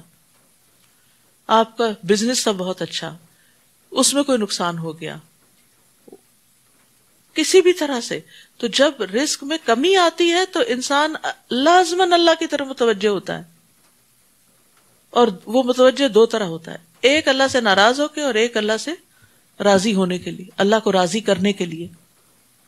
تو کچھ لوگ ایسے ہوتے ہیں کہ جب ان پر کوئی مصیبت آتی ہے تو وہ اللہ سے ناراض ہو جاتے ہیں، اور کچھ لوگ اللہ کو راضی کرنے کی کوشش کرتے ہیں کہ اللہ تعالیٰ اگر یہ رزق کی کمی، کیونکہ حدیث میں آتا ہے کہ بعض اوقات بندے کو ایک رزق ملنا ہوتا ہے لیکن اس کی گناہ کی وجہ سے اس کو اس رزق سے محروم کر دیا جاتا ہے. تو ہمیں نہیں پتا کہ ہم پر کوئی مشکل آئی تو کیوں آئی. ایسے میں انسان کو واپس اللہ ہی کی طرف لوٹنا چاہیے. اسی لیے ہر مصیبت میں کیا پڑھنے کو سکھایا گیا؟ انا للہ و انا الیہ راجعون. ہم اللہ کی طرف لوٹنے والے ہیں. اس کا یہ مطلب نہیں مر کے ہی جائیں گے، اب بھی اللہ کی طرف واپس آ رہے ہیں، اللہ ہی کی طرف رجوع کر رہے ہیں. اللہ ہمیں ہدایت دے دے اور ہماری مشکلات کو آسان کر دے. بس اپنے قرابت والے کو، مسکین اور مسافر کو اس کا حق دو. اگر چاہتے ہو نا رزق میں اضافہ ہو تو پھر کیا کرو؟ ان کا حق ادا کرو. یہ بات ان لوگوں کے لیے بہتر ہے جو اللہ کی رضا چاہتے ہیں، اور یہی لوگ کامیاب ہوں گے. نبی صلی اللہ علیہ وسلم نے فرمایا، بے شک مسکین پہ صدقہ کرنے کا ایک ثواب اور رشتہ دار پر صدقہ کرنے پر دگنا ثواب. ایک صدقے کا، دوسرا رشتہ داری کا، صلہ رحمی کا. نبی صلی اللہ علیہ وسلم نے فرمایا، بے شک سب سے افضل صدقہ وہ ہے جو اس رشتہ دار پہ کیا جائے جو پوشیدہ دشمنی رکھنے کی بنا پر تم سے اعراض کرے. تمہارا سامنا ہی نہیں کرتا، ملتا ہی نہیں، بات ہی نہیں کرتا، اور آپ کو پتا چل جاتا ہے کہ اس کو ضرورت ہے، تو آپ اس کی مدد کے لیے کچھ بھیج دیں جو آپ کو پوچھے بھی نہ. اور جو کچھ تم بطور سود دیتے ہو کہ لوگوں کے اموال سے تمہارا مال بڑھتا رہے، تو ایسا مال اللہ کے ہاں نہیں بڑھتا. اور جو کچھ تم اللہ کی رضا کے لیے اور جو کچھ تم اللہ کی رضا چاہتے ہو اور جو کچھ تم اللہ کی رضا چاہتے ہوئے بطور زکوٰۃ دیتے ہو، وما آتیتم من زکات تریدون وجہ اللہ، اور جو بھی تم زکات دیتے ہو اور تم اس کے بدلے میں اللہ کا چہرہ چاہتے ہو، فاولئک ھم المضعفون، تو ایسے ہی لوگ اپنا مال دگنا چگنا کرنے والے ہیں۔ زکات کو بھی اللہ کے دیدار کی خاطر دیں کہ اللہ مجھے صرف تیرا چہرہ مقصود ہے، مجھے اور کچھ نہیں چاہیے، تو اللہ سبحانہ وتعالیٰ ان کا ثواب کئی گنا بڑھا دیتے ہیں۔ زکات ایک فریضہ ہے، سبحان اللہ، فرض ادا کرنے پر بھی اجر ہے اور کئی گنا زیادہ اجر ہے اس اخلاص کے اعتبار سے جو آپ کے اندر ہوتا ہے۔ اور زکات ادا کرنے والوں کے لیے نہ کوئی خوف ہوگا، نہ وہ غمگین ہوں گے، اور نہ ہی وہ غمگین ہوں گے۔ مال کا شر اور وبال دور کرنے کا ذریعہ ہے زکات، صدیقین اور شہداء کے ساتھ کا ذریعہ ہے، جنت کے قریب اور جہنم سے دور لے جانے والے اعمال میں سے ہے۔ جو شخص اللہ کی عبادت اس طرح کرے کہ اس کے ساتھ کسی کو شریک نہ ٹھہرائے، پھر نماز قائم کرے، زکوٰۃ ادا کرے، بات سنے اور مانے، تو بے شک اللہ تعالیٰ اسے جنت کے جس دروازے سے چاہے گا داخل کر دے گا، اور جنت کے 8 دروازے ہیں۔ اللہ الذی خلقکم ثم رزقکم ثم یمیتکم ثم یحییکم هل من شرکائکم من یفعل من ذلکم من شیء سبحانہ وتعالی عما یشرکون۔ اللہ وہ ہے جس نے تمہیں پیدا کیا، روزی دی، پھر تمہیں موت دے گا، پھر تمہیں زندہ کرے گا۔ کیا تمہارے شریکوں میں بھی کوئی ایسا ہے جو ان میں سے کوئی بھی کام کر سکتا ہو؟ وہ پاک ہے، اور جو کچھ وہ شریک ٹھہراتے ہیں ان سے بالا تر ہے۔ بر و بحر میں فساد پھیل گیا ہے، جس کی وجہ لوگوں کے اپنے کمائے ہوئے اعمال ہیں، تاکہ وہ لوگوں کو ان کے اعمال کا کچھ مزہ چکھا دے، شاید وہ ایسے کاموں سے باز آ جائیں۔ تو انسان کے اعمال کی وجہ سے خشکی اور سمندر میں فساد ظاہر ہوتا ہے، یعنی دنیا میں انسان کو، یعنی دنیا میں بھی انسان کو اپنے اعمال کا بدلہ ملتا ہے، کیونکہ جب خشکی میں اور سمندر میں فساد ہوتا ہے تو پھر نتیجہ کیا ہوتا ہے؟ جیسے سمندر میں شکار کم ہو جاتا ہے، مچھلیاں کم ہو جاتی ہیں، جو سمندری جانور مرنے لگتے ہیں، کاروبار میں گھاٹے ہوتے ہیں، بزنس ڈاؤن ہوتا ہے، اور پھر اسی طرح یہ ہے کہ خشکی پر بھی جب امن و امان خراب ہوتا ہے تو لوگوں کو طرح طرح کے نقصانات ہوتے ہیں۔ تو اب اس وقت آپ دیکھیے کہ کتنی زیادہ یہ چیز اہمیت پکڑ گئی ہے کہ انسان نے اپنے ہی زیادتیوں اور اسراف کی وجہ سے فضا کے اندر، ماحولیات کے اندر بہت بڑی خرابی پیدا کر دی ہے، جس کا نتیجہ بھی خود اسی کو بھگتنا پڑ رہا ہے۔ پھر اسی طرح برے اعمال جو ہیں وہ ویسے بھی اوور آل بھی فضا کو متاثر کرتے ہیں۔ جیسے آپ صلی اللہ علیہ وسلم نے فرمایا کہ صفیہ، یعنی حضرت عائشہ نے ایک بات حضرت صفیہ کے بارے میں کہی تھی، تو آپ نے فرمایا تم نے ایسا کلمہ کہا کہ اگر سمندر میں ڈال کر گھلایا جائے تو سمندر کڑوا ہو جائے، یعنی اتنی شدید بات کہہ دی تم نے۔ انہوں نے کہا تمہارا قد چھوٹا ہے، اتنی سی بات۔ ہم کتنے تبصرے کرتے رہتے ہیں لوگوں کے ناک پہ، کان پہ، اس کے بولنے کے انداز پہ، اور یعنی حقیر سمجھتے ہوئے۔ تو ایسی باتوں سے بھی پرہیز کرنا چاہیے۔ تو ان چیزوں سے فساد پھیلتا ہے، لڑائیاں اور جھگڑے ہوتے ہیں۔ مثلا اگر آپ کسی کو اس کی رنگ یا شکل یا اس کے قد کا تانا دے دیتے ہیں تو پھر کیا ہوتا ہے؟ اس شخص کے دل میں آپ کی کیا قدر باقی رہے گی؟ اور پھر ایک دوسرے سے نفرت اور عداوت، اور اس کے نتیجے میں کام رک جائیں گے، اور پھر بعض اوقات نسلوں پہ اثر پڑتا ہے، انسان کی اوور آل پروڈکٹیوٹی پہ اثر پڑتا ہے، اور یہ اثرات پھیلتے پھیلتے خشکی سے لے کے سمندروں تک پھیل جاتے ہیں۔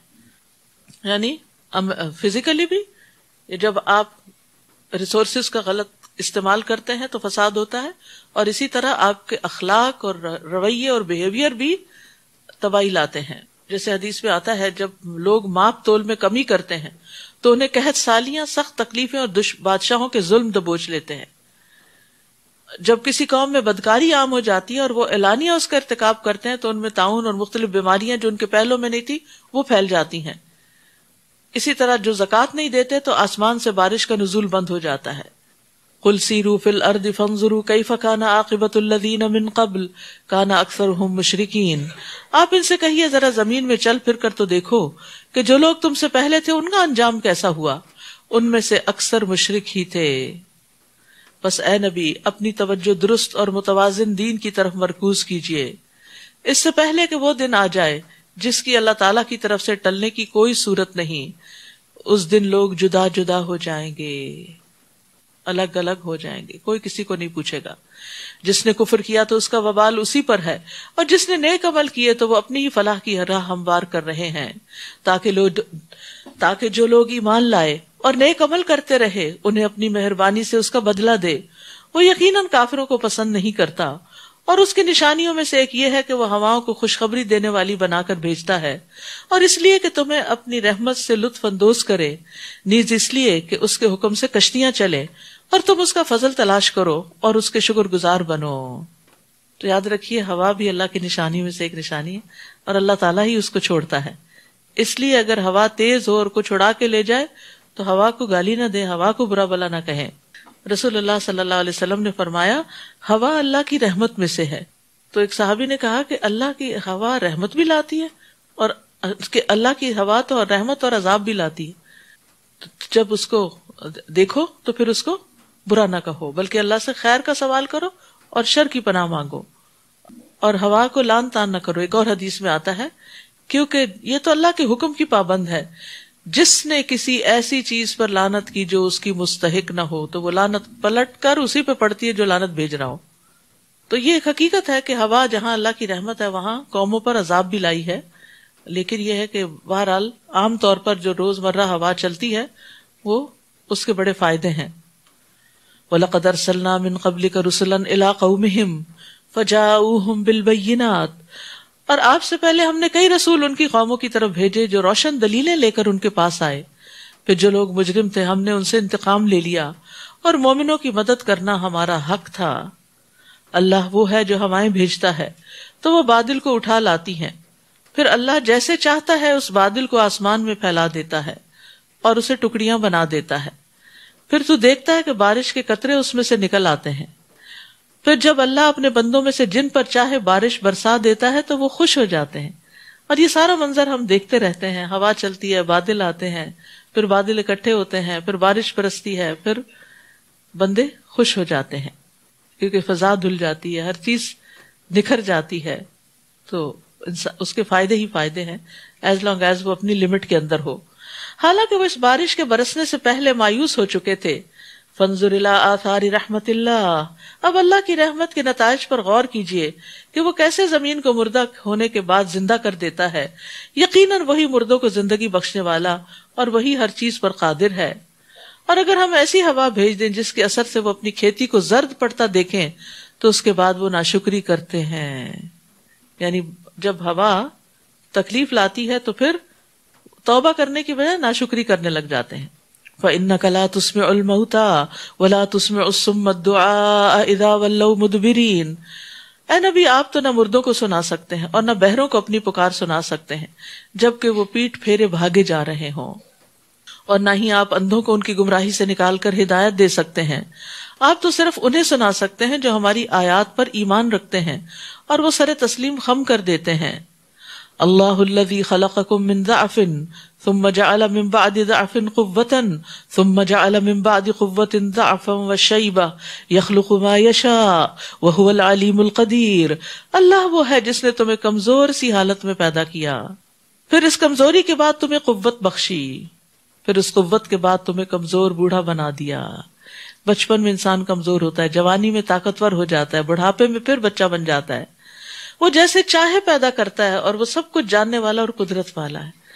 یعنی سبحان اللہ، ایک وقت ہوتا ہے زندگی کا انسان جو کچھ کھاتا ہے وہ جسم کو لگتا چلا جاتا ہے اور انسان اسٹرانگ ہوتا چلا جاتا ہے. جیسے بچہ ہے، بچے جو بھی کھاتے ہیں پھر وہ بڑھنا شروع ہو جاتے ہیں، طاقتور ہو جاتے ہیں اور پورے جوبن پہ آ جاتے ہیں.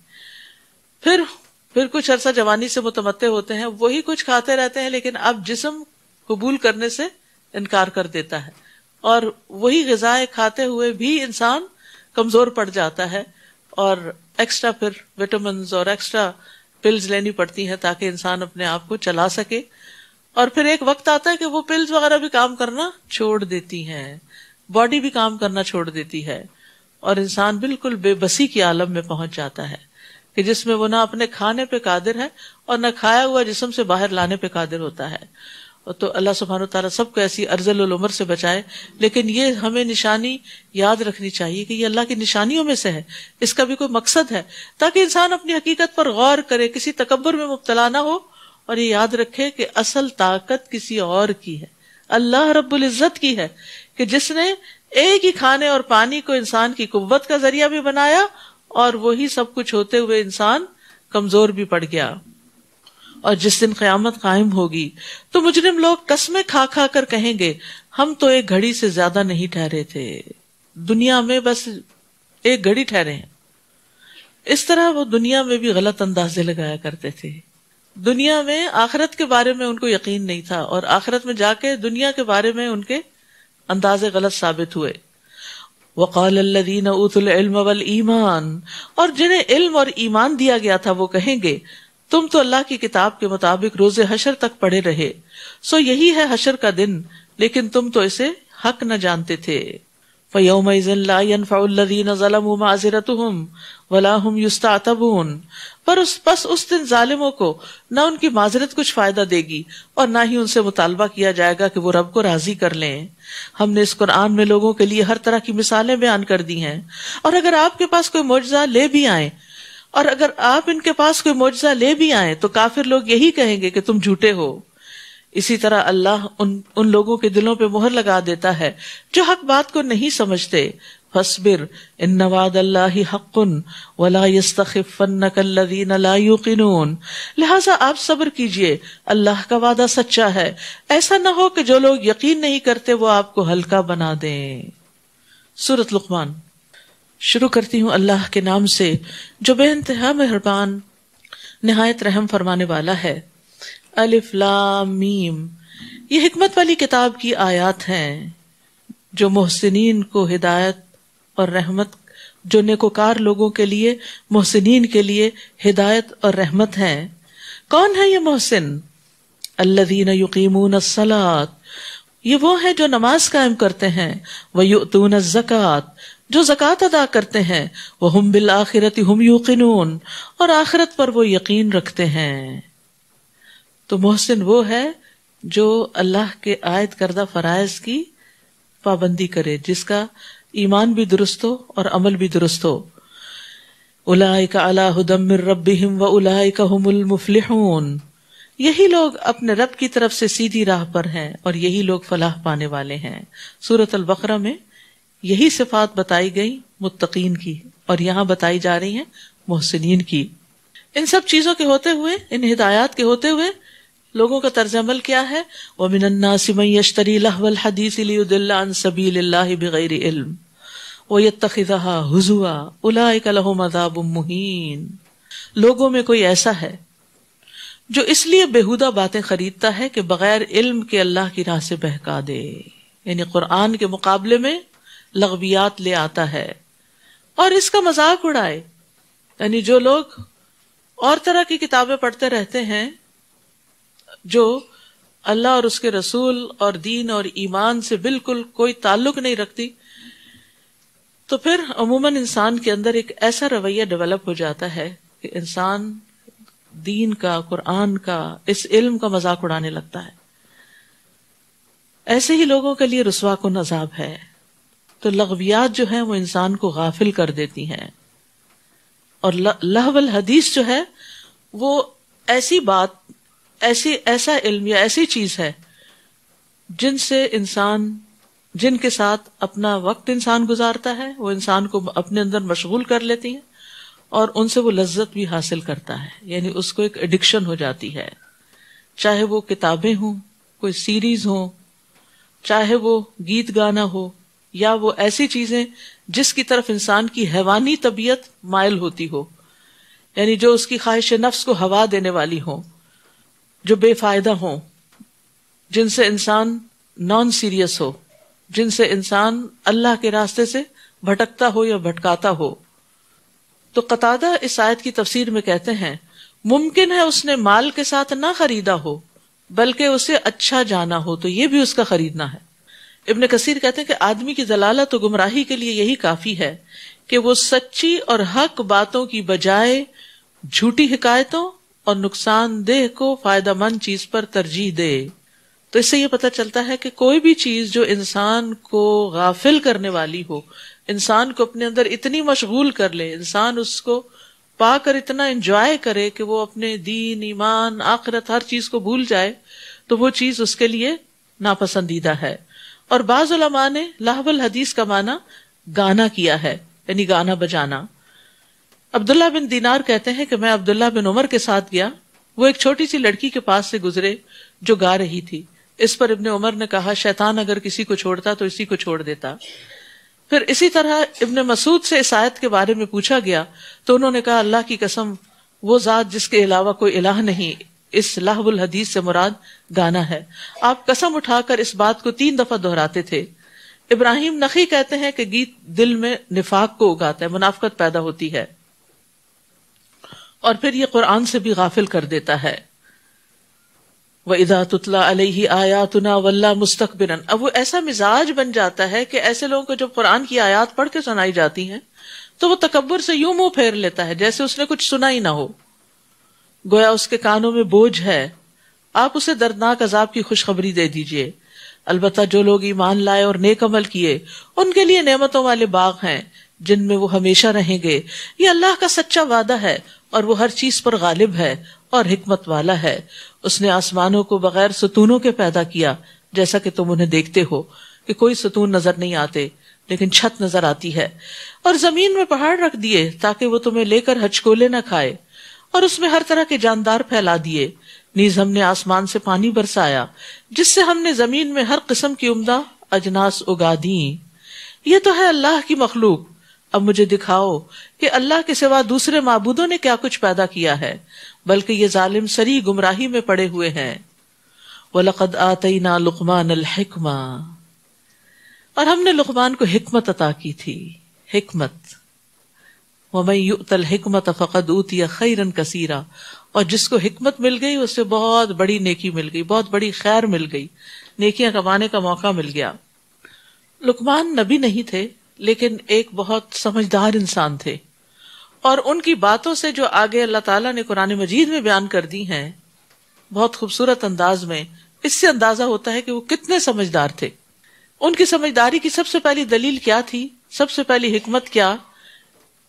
کہ انشکر للہ ومن یشکر فانما یشکر لنفسہ، کہ اللہ کا شکر ادا کرو. یعنی لقمان کو جو حکمت عطا کی گئی تھی اس میں سے سب سے پہلی چیز جو انہیں دی گئی تھی وہ کیا تھی؟ شکر کی توفیق، شکر ادا کرنا. جو کوئی شکر ادا کرتا ہے وہ اپنے ہی فائدے کے لیے کرتا ہے، اور جو ناشکری کرے اللہ یقیناً اس کے شکر سے بے نیاز ہے اور خود اپنی ذات میں قابل تعریف ہے. وَإِذْ قَالَ لُقْمَانُ لِابْنِهِ. یہ آیات جو ہیں یہ پیرنٹنگ سے تعلق رکھتی ہیں اور بہت ہی زبردست ٹپس ہیں ان میں بچوں کی تربیت کے حوالے سے. اور یاد کرو جب لقمان اپنے بیٹے کو نصیحت کر رہا تھا، یا بنیا، کتنے پیار سے بلاتا ہے، یا بنیا، اے میرے چھوٹے سے بچے، پیارے سے بچے، لا تشرک باللہ، اللہ کے ساتھ کسی کو شریک نہ بنانا، ان الشرک لظلم عظیم، کیونکہ شرک بہت بڑا ظلم ہے. یاد رکھیے سب سے پہلی چیز جسے مضبوط کرنے کی ضرورت ہے وہ ہے درست عقیدہ. بچوں کے اندر صحیح ایمان پیدا کریں، باقی کام بہت آسان ہو جائیں گے. ہم کیا کرتے ہیں، ان کو نصیحتیں کرتے رہتے ہیں، راہ چلتے، جھوٹ نہ بولو، یہ نہ کرو، وہ نہ کرو، ایسا کر لو، ویسا نہ کرو. نہیں، یہ ساری چیزیں جو آپ ان کو سکھا رہے ہیں اس کی بنیاد کیا ہے؟ جب تک بنیاد نہیں ہے، جب تک بنیاد میں ایک اللہ کی محبت نہیں ہے، ایک اللہ پر ایمان نہیں ہے، ایک اللہ کا ڈر نہیں ہے، توحید خالص نہیں ہے، اخلاص نہیں ہے، تو وہ یہ باتیں جو اوپر اوپر سے آپ بتاتے ہیں وہ کبھی کر لیں گے اور کبھی نہیں کریں گے. تو لقمان کی حکمت کہاں سے پتہ چلتی ہے؟ کہ انہوں نے اپنے بچے کی تربیت میں سب سے پہلے اسے شرک سے بچنے کے لیے کہا. وَوَصَّيْنَا الْإِنسَانَ بِوَالِدَيْهِ حَمَلَتْهُ أُمُّهُ وَهْنًا عَلَى وَهْنٍ. اور ہم نے انسان کو اپنے والدین سے نیک سلوک کرنے کا تاکیدی حکم دیا. اس کی ماں نے اسے کمزوری پہ کمزوری سہتے ہوئے اپنے پیٹ میں اٹھائے رکھا. یعنی ہر عورت جب پریگننٹ ہوتی ہے تو اس کی طبیعت بدل جاتی ہے، اس کے کھانے پینے کے انداز بدل جاتے ہیں، اس کا پورا لائف سٹائل چینج ہونے لگتا ہے، اور کم و بیش کچھ لوگ زیادہ متاثر ہوتے ہیں اور کچھ کم ہوتے ہیں، لیکن جسمانی تبدیلیوں کی وجہ سے وہ اپنے اندر نقاہت، کمزوری محسوس کرتی ہے. اور 2 سال اس کے دودھ چھڑانے میں لگے. اسی لیے یہ حکم دیا کہ میرا شکر ادا کرو اور اپنے والدین کا بھی شکر ادا کرو, میرے ہی پاس تجھے لوٹ کر آنا ہے. یہاں پر دوبارہ شکر کی تلقین کی گئی ہے, جو اللہ کا بھی ہوتا ہے اور بندوں کا بھی ہوتا ہے. اور کس بات پر؟ سب سے پہلے ایمان کی نعمت پر ہمیں اللہ کا شکر ادا کرنا چاہیے, پھر تربیت کی نعمت پر والدین کا شکر ادا کرنا چاہیے. یعنی نعمت ایمان پر اللہ کا شکر, انشکر لی ولوالدیک, والدین کا شکر ہم کیا کہہ کے کہیں کہ آپ کا بہت شکریہ اور بہت گریٹفل ہے ہم کہ آپ نے ہماری اچھی تربیت کی, سب بہن بھائیوں کی اچھی تربیت کی, ان کو لکھایا پڑھایا, ان کے یعنی ماضی کے وہ حالات اور قربانیاں جو والدین نے آپ کے لیے کی, ان کا تذکرہ کرتے ہوئے ان کو تسلی دلانی چاہیے کہ ہم آپ کے فیتھفل ہیں اور آپ کے شکر گزار ہیں. سفیان ابن عیینہ کہتے ہیں جو 5 نمازیں ادا کرتا ہے گویا اس نے اللہ کا شکر ادا کر دیا, اور جو ہر نماز کے بعد والدین کے لیے دعا کرتا ہے تو گویا اس نے دونوں کا شکر ادا کر دیا, کیونکہ یہاں 2 شکر ادا کرنے کی بات ہو رہی ہے. تو نماز پڑھنے والا اللہ کا شکر ادا کر رہا ہے, اور نماز کے بعد ماں باپ کے لیے دعا کرنے والا والدین کا شکر گزار ہے. تو اپنی نمازوں میں, اپنے سجدوں میں رب ارحمہما کما ربیانی صغیرہ کہنا نہ بھولیں. اور پھر یہاں خاص طور پر ماں کا ذکر کیا گیا کہ ماں نے تربیت میں زیادہ حصہ ڈالا, محنت مشقت کی, دن رات اس کے ساتھ جاگی تھکی, تاکہ اولاد کو یہ یاد دہانی رہے کہ والدین نے اس کے ساتھ کیا کیا احسان کیے ہیں. وَإِن جَاهَدَاكَ عَلَىٰ أَن تُشْرِكَ بِي مَا لَيْسَ لَكَ بِهِ عِلْمٌ فَلَا تُطِعْهُمَا, اور اگر وہ تجھ پر دباؤ ڈالے کہ تو میرے ساتھ کسی ایسی چیز کو شریک بنائے جس کا تجھے کچھ بھی علم نہیں, تو ان کا کہنا نہ مان. البتہ دنیاوی معاملات میں ان سے بھلائی کے ساتھ رفاقت کرنا, مگر پیروی اس شخص کی راہ کی کرنا جس نے میری طرف رجوع کیا ہو, پھر تمہیں میرے ہی پاس لوٹ کر آنا ہے تو میں تمہیں بتا دوں گا کہ تم کیا کرتے تھے. یا بنیا, پھر یا بنیا کہتے ہیں. سبحان اللہ, جب تک بچوں کو آپ پیار نہ دیں, آپ ان کو اعتماد نہ دیں, آپ ان کو کانفیڈینس نہ دیں, تو آپ کی بات نہیں سنتے. اس لیے یہ کہنا بچے سنتے نہیں, ہر ماں کا تکیہ کلام بن چکا ہے. تو ان ماؤں سے پوچھا جائے آپ سناتے کیسے ہیں کہ وہ نہیں سنتے؟ آپ کے بچے ہیں, آپ نے پیدا کیا, وجہ معلوم کرے کیوں نہیں سن رہے. کہیں ایسا تو نہیں کہ آپ کا کوئی طرز عمل ان کو اریٹیٹ کر رہا ہو, یا آپ کا بلانے کا یا نصیحت کرنے کا انداز, کیونکہ بچے بعض اوقات ماں باپ کو اوائڈ کیوں کرتے ہیں کہ یہ جب ہمیں دیکھیں گے کوئی نصیحت کریں گے, تو وہ ہر وقت کی نصیحتیں نہیں سننا چاہتے, تو آتے ہیں اور اپنے کمرے میں بند ہو جاتے ہیں. جب آپ جاگتے ہیں تو وہ سوتے ہیں, اور جب آپ سوتے ہیں تو وہ جاگتے ہیں. یہ اسکیپ کا طریقہ ہے ماں باپ سے, کیونکہ ماں باپ سے محبت نہیں ملتی, صرف تانے ملتے ہیں. ماں باپ سے کوئی شفقت نہیں ملتی, صرف تنقید ملتی ہے. پیارے بیٹے, اگر تیرا عمل رائی کے دانے برابر بھی ہو, خواہ وہ کسی چٹان میں ہو یا آسمانوں میں ہو یا زمین میں, اللہ اسے نکال لائے گا. اللہ یقیناً باریک بین اور باخبر ہے. سبحان اللہ, کس طرح بچے کو اللہ کے بھرپور علم, کامل علم کا یقین دلایا, ایمان مضبوط کیا اللہ تعالیٰ کی صفات کا ذکر کر کے. تو یاد رکھیے کہ بچوں کو توحید سکھانی چاہیے, اللہ کی پہچان دینی چاہیے, اللہ تعالیٰ کے نام سکھانے چاہیے, اللہ تعالیٰ کی صفات کے بارے میں بتانا چاہیے. جیسے ایک موقع پر نبی صلی اللہ علیہ وسلم نے حضرت ابن عباس کو چند کلمات سکھائے تھے, جن میں یہ بھی تھا, جان رکھو اگر ساری دنیا مل کر تمہیں کوئی نقصان پہنچانا چاہے تو نہیں پہنچا. پہلے نفع کی بات ہے, جان رکھو کہ اگر ساری دنیا مل کر تمہیں کوئی نفع پہنچانا چاہے تو کچھ نفع نہیں پہنچا سکتی سوائے اس کے جو اللہ نے تمہارے لیے لکھ دیا, اور اگر سب مل کر تمہیں کوئی نقصان دینا چاہے کوئی نقصان نہیں دے سکتے سوائے اس کے جو اللہ نے تمہیں لکھ دیا. قلم اٹھا لیے گئے, صحیفے خشک ہو گئے. سبحان اللہ, یہ بات سنتے انسان کے اوپر سے پہاڑوں جیسا بوجھ ہٹ جاتا ہے کہ کوئی نقصان نہیں دے سکتا, کچھ نہیں ہوتا. کتنی تسلی آ جاتی ہے انسان کو. اور آج آپ دیکھیں کہ بچوں کو بھی سٹریس ہوتا ہے, حتیٰ کہ مجھے کسی نے بتایا کہ اب یہ بھی کہا جا رہا ہے کہ ماں کے پیٹ میں بھی بچوں کو سٹریس ہوتا ہے. شاید وہ ماں کے سٹریس کی وجہ سے وہ ان پہ ٹرانسفر ہو جاتا ہے. اور چھوٹے چھوٹے بچے بازو کا اتنے بلینک ہوتے ہیں, اسمائل نہیں کرتے, بات نہیں کرتے, کنیکٹ نہیں کرتے آپ سے, کیونکہ سٹریس میں ہوتے ہیں.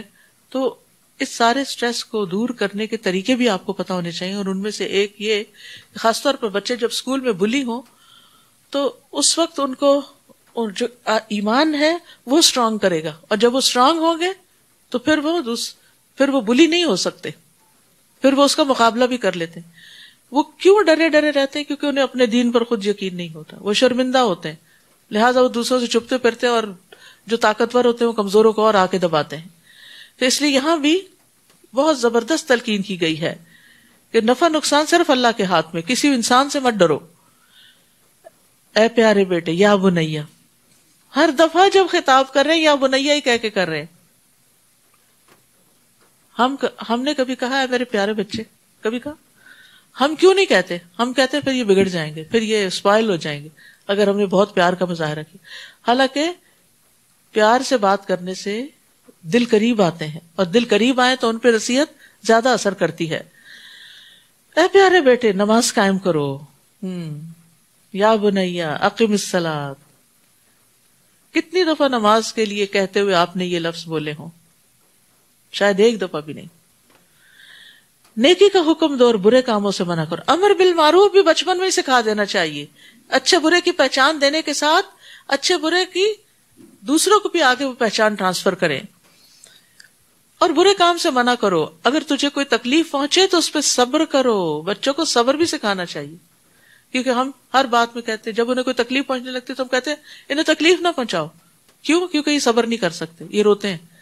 نہیں، تکلیفوں سے آپ ان کو نہیں بچا سکتے، بہت سی تکلیفیں آپ کے بچانے کے باوجود بھی ان کو لگ جائیں گی، بیمار ہو جائیں گے، کوئی چوٹ لگ جائے گی، بخار ہو جائے گا، تو یعنی ہم تکلیفوں سے بچوں کو بچا نہیں سکتے، تو پھر کیا ہے، ان کو سہنا آنا چاہیے، صبر کرنا آنا چاہیے۔ بلا شبہ یہ سب بڑی ہمت کی باتیں، بلا شبہ یہ سب باتیں بڑی ہمت کے کام ہیں۔ پھر انہیں اخلاق سکھانا چاہیے۔ ولا تصعر خدک للناس، اور از راہ تکبر لوگوں سے اپنا گال نہ پھلانا، منہ موڑ کے بات نہیں کرنا، نہ ہی زمین میں اکڑ کے چلنا، کیونکہ اللہ کسی خود پسند اور فخر کرنے والے کو پسند نہیں کرتا۔ رسول اللہ صلی اللہ علیہ وسلم نے بھی اس اخلاق کی تعلیم دی ہے۔ فرمایا تم لوگ ایک دوسرے سے حسد نہ کرو، نہ ہی ایک دوسرے کے خلاف ریٹ بڑھاؤ، نہ ہی ایک دوسرے سے بغض رکھو، نہ ہی ایک دوسرے سے روگردانی کرو، اور تم میں سے کوئی کسی کی بیع پر بیع نہ کرے، سودے پہ سودا نہ کرے، اور اللہ کے بندو بھائی بھائی بن جاؤ۔ یعنی اگر کوئی شخص چیز خرید رہا ہے تو آپ کہیں میں اتنے زیادہ دے دوں گا، مجھے دے دیں، یہ بھی غلط ہے۔ مسلمان کا بھائی ہے، وہ نہ اس پہ ظلم کرتا ہے، نہ اسے ذلیل کرتا ہے، نہ اس سے جھوٹ بولتا ہے، اور نہ ہی اسے حقیر سمجھتا ہے۔ آپ صلی اللہ علیہ وسلم نے اپنے سینہ مبارک کی طرف اشارہ کرتے ہوئے 3 بار فرمایا یہاں پر تقویٰ ہے، تقویٰ یہاں ہے، تقویٰ یہاں ہے۔ کسی آدمی کے برا ہونے کے لیے یہی کافی ہے کہ وہ اپنے مسلمان بھائی کو حقیر سمجھے، تو جو دوسروں کو حقیر سمجھتا ہے دراصل اللہ کی نگاہ میں وہ خود حقیر ہے۔ ایک مسلمان کا خون، اس کا مال، اس کی عزت و آبرو دوسرے مسلمان پر پوری طرح حرام ہے۔ پھر چال ڈھال سکھائی، یعنی تربیت صرف کوئی ایک چیز کی نہیں ہوتی کہ آپ انہیں بس دنیا کمانے کے لیے تیار کرتے رہے اور بس ایک ہی بات رٹ لگائیں، پڑھو پڑھو پڑھو، بلکہ زندگی کے اندر اخلاق اور ایمان اور عقیدہ اور ان سب چیزوں کو سکھانا بھی ضروری ہے۔ وقصد فی مشیک، اپنی چال میں اعتدال رکھو۔ وغضض من صوتک، اپنی آواز پست رکھو۔ اب دیکھیں جہاں بچے 4 اکٹھے ہو جاتے ہیں نا، وہاں چیخم داڑ شور ہنگامہ۔ کبھی ہم نے توجہ کی کہ یہ بھی چیز بچوں کو سکھانے کی ہے کہ اپنی آوازیں بہت بلند نہیں کرنی۔ ہم یہ کہہ کے چھوڑ دیتے ہیں، بچے ہیں نا، سمجھانا بھی نہیں چاہتے۔ اپنی آواز پست رکھو، بات کرتے ہوئے بس اتنی انداز میں بات کرو کہ دوسرا سمجھ جائے، اور یہ تربیت بھی بچپن سے ہوگی۔ ورنہ کیا ہوتا ہے، شادی بھی ہو جاتی ہے اور شرافت سے بات کرنا نہیں آتی، بیوی پہ چیخ چلا رہے ہیں، بچوں پہ چیخ چلا رہے ہیں، تو یہ تربیت بچپن سے ہوتی ہے۔ بلا شبہ سب آوازوں سے بری آواز گدھے کی آواز ہے، یعنی گدھے کی آواز میں آواز کے ساتھ چنگاڑ بھی ہوتی ہے، تو بعض بچے روتے ہوئے چنگاڑتے بھی ہیں اور ایسے دھاڑتے بھی ہیں، تو ان چیزوں سے بھی منع کرنا چاہیے اور ان کو بتانا چاہیے کہ گدھا ایسے کرتا ہے، تم نے ایسے نہیں کرنا۔ نبی صلی اللہ علیہ وسلم کا بہترین اخلاق کیا تھا کہ وہ بازاروں میں شور نہیں مچاتے تھے، برائی کا بدلہ برائی سے نہیں دیتے تھے، بلکہ معاف کر دیتے، درگزر فرماتے تھے۔ الم تروا ان اللہ سخر لکم ما فی السماوات وما فی الارض، کیا تم دیکھتے نہیں کہ جو کچھ آسمانوں اور جو کچھ زمین میں ہے سب اللہ نے تمہارے لیے مسخر کیا ہے، اور اس نے اپنی تمام ظاہری اور باطنی نعمتیں تم پر پوری کر دی ہیں۔ اس کے باوجود لوگوں میں کوئی ایسا ہے جو اللہ کے بارے میں جھگڑتا ہے، جبکہ اس کے پاس نہ علم ہے، نہ ہدایت، اور نہ کوئی روشنی دکھانے والی کتاب۔ ظاہری نعمتیں کیا ہیں؟ جیسے تندرستی ہے، مال و دولت ہے، گھر بار ہے، اولاد ہے۔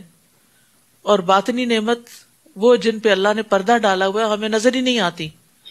اور اسی طرح دل کے اندر کا چین اور سکون جو لوگوں کو نظر نہیں آتا۔ اور جب انہیں کہا جاتا ہے کہ جو کچھ اللہ نے نازل کیا ہے اس کی پیروی کرو، یعنی قرآن و سنت کی پیروی کرو، تو کہتے ہیں نہیں، بلکہ ہم تو اسی چیز کی پیروی کریں گے جس پر ہم نے اپنے آباء و اجداد کو پایا ہے۔ وہی پرانا قصہ، کیا یہ انہی کی پیروی کریں گے؟ خواہ شیطان انہیں دوزخ کے عذاب کی طرف بلاتا رہا ہو، اور جو شخص اپنا چہرہ اللہ کے آگے جھکا دے اور وہ نیکوکار ہو تو اس نے یقیناً ایک مضبوط حلقے کو تھام لیا، مضبوط کنڈا اس کے ہاتھ میں آ گیا، اور سب کاموں کا انجام تو اللہ ہی کی طرف ہے۔ اور جس نے کفر کیا تو اس کا کفر آپ کو غمزدہ نہ کرے، انہیں ہماری طرف ہی آنا ہے، پھر ہم انہیں بتا دیں گے جو کچھ وہ کرتے رہے۔ اللہ تعالیٰ یقیناً دلوں کے راز تک جانتا ہے۔ نمتعهم قلیلا ثم نضطرهم الى عذاب غلیظ، ہم انہیں تھوڑی مدت تک مزہ کرنے کا موقع دے رہے ہیں، پھر انہیں بے بس کر کے سخت عذاب کی طرف کھینچ لائیں گے۔ اور اگر آپ ان سے پوچھیں کہ آسمانوں اور زمین کو کس نے پیدا کیا تو فوراً کہیں گے کہ اللہ نے۔ آپ کہیے کہ سب تعریف اللہ ہی کے لیے ہے، لیکن اکثر لوگ جانتے نہیں۔ بہت سے لوگ اللہ کی تعریف کرتے ہی نہیں۔ اگر انہیں یہ پتا ہوتا کہ تعریف اللہ کے لیے تو پھر وہ تعریف کرنے میں دیر نہ لگاتے۔ جو کچھ آسمانوں اور زمین میں ہے وہ اللہ ہی کا ہے، بے شک اللہ ہی بے نیاز اور قابل تعریف ہے۔ اور زمین میں جتنے درخت ہیں اگر وہ سب قلمیں بن جائیں اور سمندر روشنائی بن جائے، پھر اس کے بعد 7 مزید سمندر بھی روشنائی مہیا کرے تو بھی اللہ کی باتیں ختم نہ ہوں گی۔ بلا شبہ اللہ غالب حکمت والا ہے۔ ما خلقکم ولا بعثکم الا کنفس واحدہ، تم سب کو پیدا کرنا اور دوبارہ زندہ کر کے اٹھا دینا اللہ کے لیے ایسا ہی ہے جیسے صرف ایک نفس کو پیدا کرنا۔ ان اللہ سمیع بصیر، بے شک اللہ سب کچھ سننے والا، دیکھنے والا ہے۔ کیا تم دیکھتے نہیں کہ اللہ رات کو دن میں اور دن کو رات میں داخل کرتا ہے، اور اس نے سورج اور چاند کو مسخر کیا ہے، ہر ایک مقررہ وقت تک چلتا رہے گا، اور جو کچھ تم کرتے ہو اللہ اس سے باخبر ہے۔ یہ اس لیے کہ اللہ ہی حق ہے، اور اس کے علاوہ جنہیں وہ پکارتے ہیں وہ سب باطل ہیں، اور اللہ ہی بلند شان اور کبریائی والا ہے۔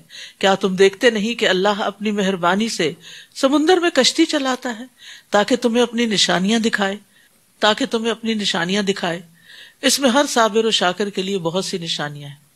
یاد رکھیے سمندر کے سفر میں جس طرح ستارے نظر آتے ہیں وہ خشکی پر نظر نہیں آتے، کیونکہ عموماً خشکی پر کیا ہوتا ہے، جہاں آپ رہتے ہیں بہت سی روشنیاں ہوتی ہیں، وہ ماند پڑ جاتے ہیں اور وہ روشنیاں پہ نظر نہیں آتی۔ اسی طرح سورج کا نکلنا، غروب ہونا، اور پھر طرح طرح کی جگہوں کے مشاہدے کرنا، تو یہ اللہ سبحانہ وتعالیٰ کی نشانیوں میں سے ہے۔ تو لیکن یہ کس کے لیے نشانیاں ہیں؟ ہر صابر و شاکر کے لیے،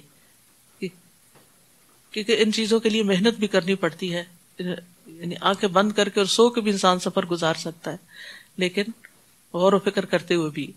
اور جب ان پر سائبانوں جیسی کوئی موت چھا جاتی ہے، یعنی سمندر کے سفر میں، تو اللہ کی مکمل حاکمیت کو تسلیم کرتے ہوئے خالصتاً اسے پکارتے ہیں۔ پھر جب وہ انہیں بچا کر خشکی تک لے آتا ہے تو پھر کچھ ہی لوگ حد اعتدال پر رہتے ہیں، اور ہماری نشانیوں کا انکار صرف وہی کرتے ہیں جو عہد توڑنے والے اور سخت ناشکرے ہیں۔ اے لوگو اپنے رب سے ڈرتے رہو، اور اس دن سے ڈر جاؤ جب نہ تو کوئی باپ اپنے بیٹے کے کچھ کام آئے گا اور نہ بیٹا باپ کے۔ اللہ کا وعدہ سچا ہے، لہٰذا یہ دنیا کی زندگی تمہیں دھوکے میں نہ ڈالے، اور نہ کوئی دھوکے باز تمہیں اللہ کے بارے میں دھوکے میں ڈالے۔ یہ دھوکے باز کون ہے؟ شیطان۔ کہ تمہارے دل میں اللہ کے بارے میں کوئی ایسے خیالات نہ ڈالے یا وسوسے نہ ڈالے کہ تم اللہ سے دور ہو جاؤ یا اس کی اطاعت سے دور ہو جاؤ۔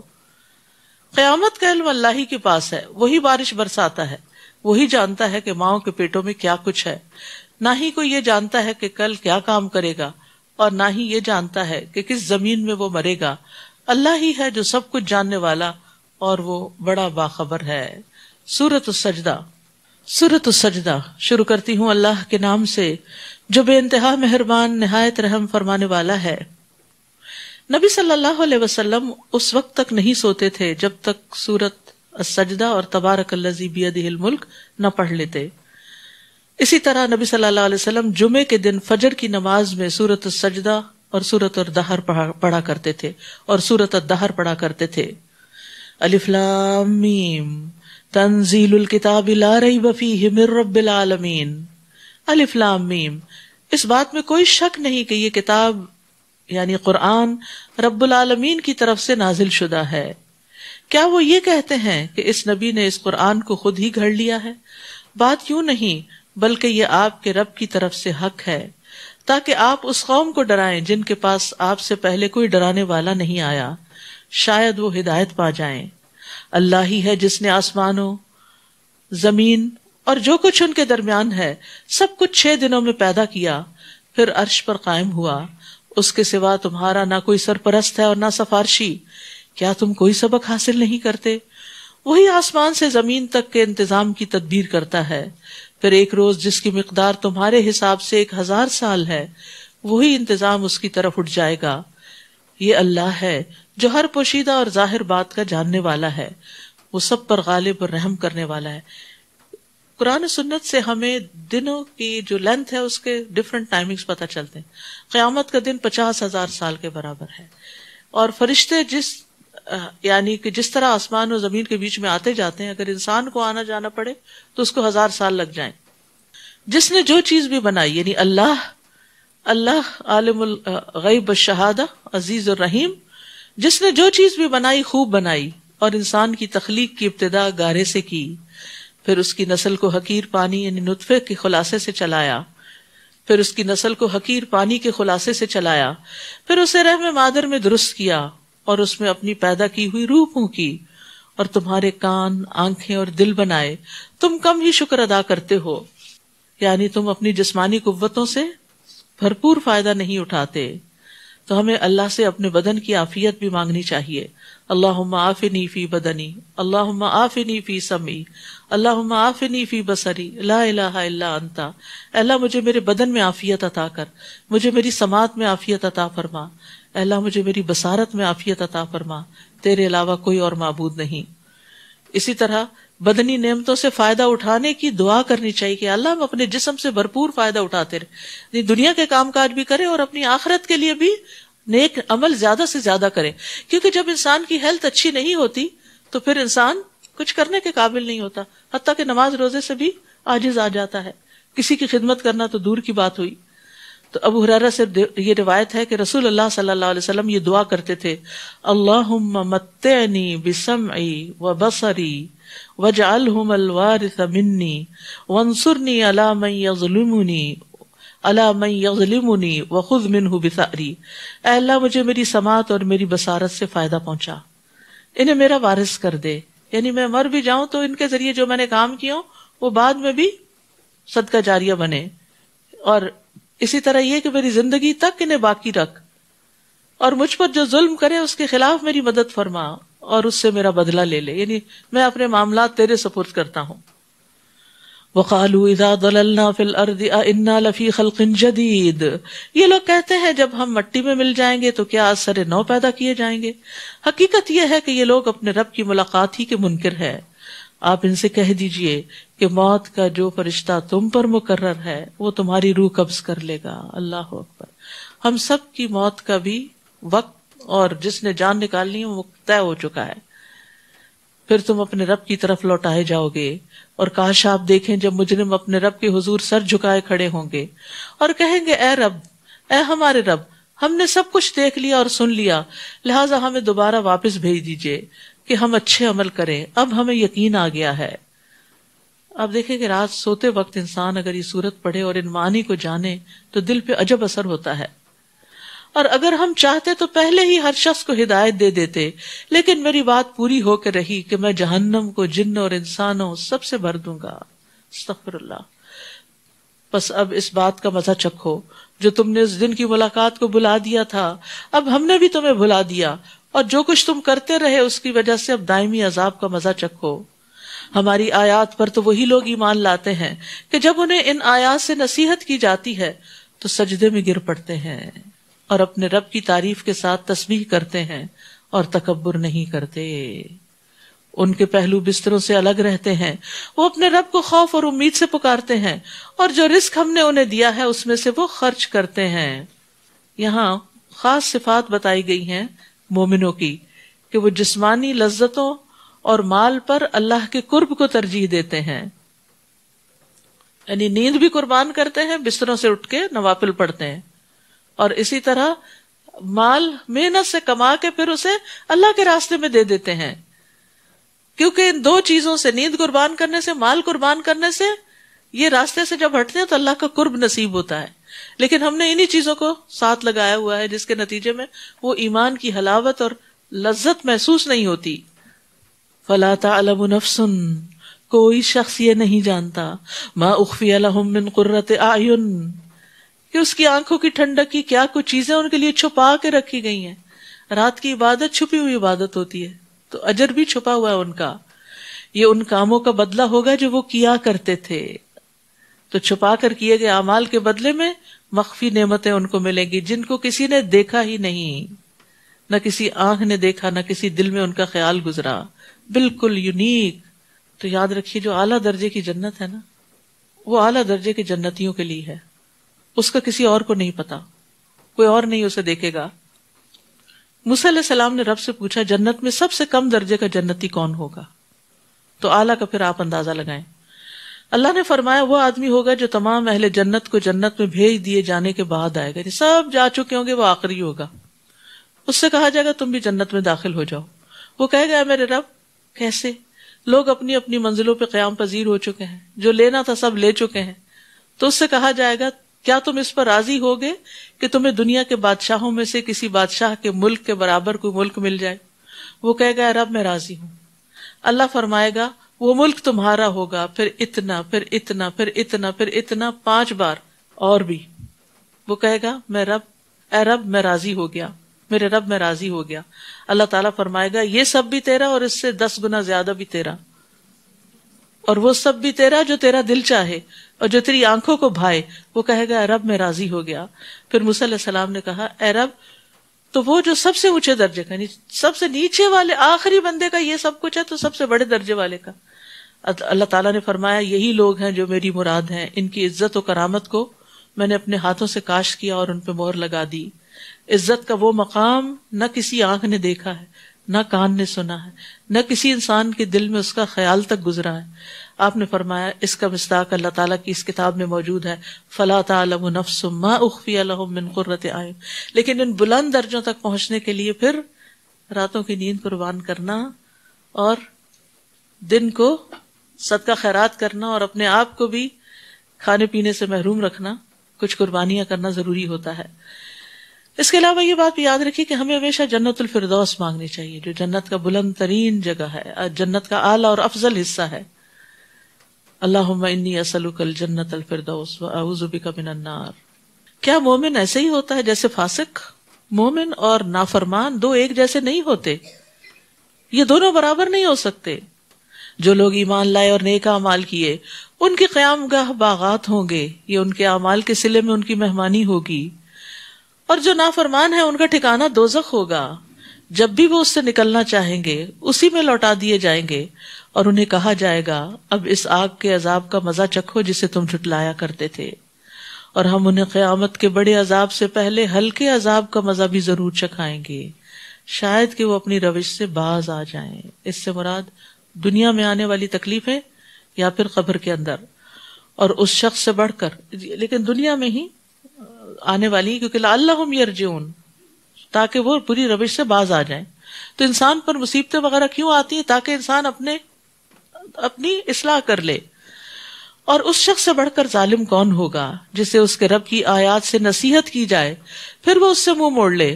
ہم یقیناً ایسے مجرموں سے انتقام لے کر رہیں گے. ہم نے موسیٰ کو کتاب دی تھی، لہٰذا اے نبی آپ کو اس کتاب کے ملنے میں شک نہ رہنا چاہیے، اور یہ کتاب بنی اسرائیل کے لیے ہدایت تھی، یعنی توراۃ. جب انہوں نے مصائب پر صبر کیا تو ہم نے ان میں سے کئی ایسے پیشوا بنا دیے جو ہمارے حکم سے ان کی رہنمائی کرتے تھے، اور یہ لوگ ہماری آیات پر یقین رکھتے تھے. تو یاد رکھیے لیڈرشپ کی بہت اہم کوالٹی ہے صبر. صبر کے بغیر کوئی لیڈر نہیں ہو سکتا، کیونکہ اس میں انسان کو بہت سے مشکل اوقات سے گزرنا پڑتا ہے، مشکل مراحل سے گزرنا پڑتا ہے. آپ کا رب قیامت کے دن یقیناً ان لوگوں میں ان باتوں کا فیصلہ کر دے گا جن میں وہ اختلاف کرتے تھے. کیا انہیں اس بات سے کچھ رہنمائی نہیں ملی کہ ان سے پہلے ہم کئی ایسی قوموں کو ہلاک کر چکے ہیں جن کے رہائشی مقامات پر آج یہ لوگ چل پھر رہے ہیں؟ اس میں بھی بہت سی نشانیاں ہیں، کیا یہ سنتے نہیں؟ یعنی پچھلی قوموں سے بھی یا ان کے انجام سے بھی سبق حاصل کرنا چاہیے. کیا انہوں نے دیکھا نہیں کہ ہم پانی کو بنجر زمین کی طرف بہا لاتے ہیں جس سے ہم کھیتی پیدا کرتے ہیں، تو اس سے ان کے چوپائے بھی کھاتے ہیں اور وہ خود بھی کھاتے ہیں. کیا پھر یہ غور نہیں کرتے؟ یعنی غور کرتے رہیں تو اللہ کی طرف رجوع بھی کرتے رہیں. نیز کہتے ہیں اگر تم سچے ہو تو یہ فیصلہ کب ہوگا؟ کون سا؟ عذاب کا، یا پھر قیامت کب آئے گی؟ آپ ان سے کہیے جب فیصلے کا دن ہوگا تو جن لوگوں نے کفر کیا ہے انہیں فیصلے کے دن ایمان لانا کچھ فائدہ مند نہ ہوگا، اور نہ ہی انہیں کچھ مہلت دی جائے گی. فَأَعْرِضْ عَنْهُمْ وَانْتَظِرْ إِنَّهُمْ مُنْتَظِرُونَ. سو آپ ان سے اعراض کیجئے اور انتظار کیجئے، وہ بھی یقیناً انتظار کر رہے ہیں کہ کب فیصلہ ہوتا ہے. سورۃ الاحزاب. بسم اللہ الرحمن الرحیم. یا ایہا النبی اتق اللہ ولا تطع الکافرین والمنافقین ان اللہ کان علیما حکیما. اے نبی اللہ سے ڈرتے رہیے اور کافروں اور منافقوں کا کہنا نہ مانیے، یعنی ان کے پریشر کو نہ لیجیے، کیونکہ وہ چاہتے تھے کہ آپ ہمارے طریقے پہ چلیں. اللہ تعالیٰ یقیناً سب کچھ جاننے والا اور حکمت والا ہے، اور یہی سبق ہم سب کے لیے ہے کہ جو لوگ اللہ سے دور ہیں، اللہ کے نافرمان ہیں، ان کی اطاعت نہ کریں. ہم سمجھتے ہیں کہ وہ شاید ہمارے فائدے کے لیے کچھ کہہ رہے ہیں ہمیں، جبکہ اللہ نے جو دیا ہے وہ زیادہ فائدے کا ہے، کیونکہ اللہ علم والا ہے، حکمت والا ہے. اور جو کچھ آپ کے رب کی طرف سے آپ پر وحی کی جاتی ہے اسی کی اتباع کیجیے، اور تم جو کچھ بھی عمل کرتے ہو اللہ تعالیٰ یقیناً ان سے باخبر ہے. اور اللہ پر بھروسہ کیجیے، اور اللہ کا کارساز ہونا ہی کافی ہے. اللہ نے کسی آدمی کے اندر دو دل نہیں بنائے، نہ ہی تمہاری ان بیویوں کو جن سے تم زہار کرتے ہو تمہاری مائیں بنایا ہے، اور نہ تمہارے منہ بولے بیٹوں کو تمہارا حقیقی بیٹا بنایا ہے. یہ تو تمہارے منہ کی باتیں ہیں، مگر اللہ حقیقی بات کہتا ہے اور وہ صحیح راہ دکھاتا ہے. ان منہ بولے بیٹوں کو ان کے باپوں کے نام سے پکارو. جب کوئی بچہ اڈاپٹ کیا جائے تو باپ کا نام نہیں بدلنا چاہیے. اللہ کے ہاں یہی انصاف کی بات ہے. اور اگر تمہیں ان کے باپوں کے نام کا علم نہ ہو تو وہ تمہارے دینی بھائی اور دوست ہیں، کوئی فرضی نام رکھ لینا چاہیے. اور کوئی بات تم بھول چوک کی بنا پہ کہہ دو تو اس میں تم پر کوئی گرفت نہیں، مگر جو دل کے ارادے سے کہو اس پر ضرور پکڑ ہوگی.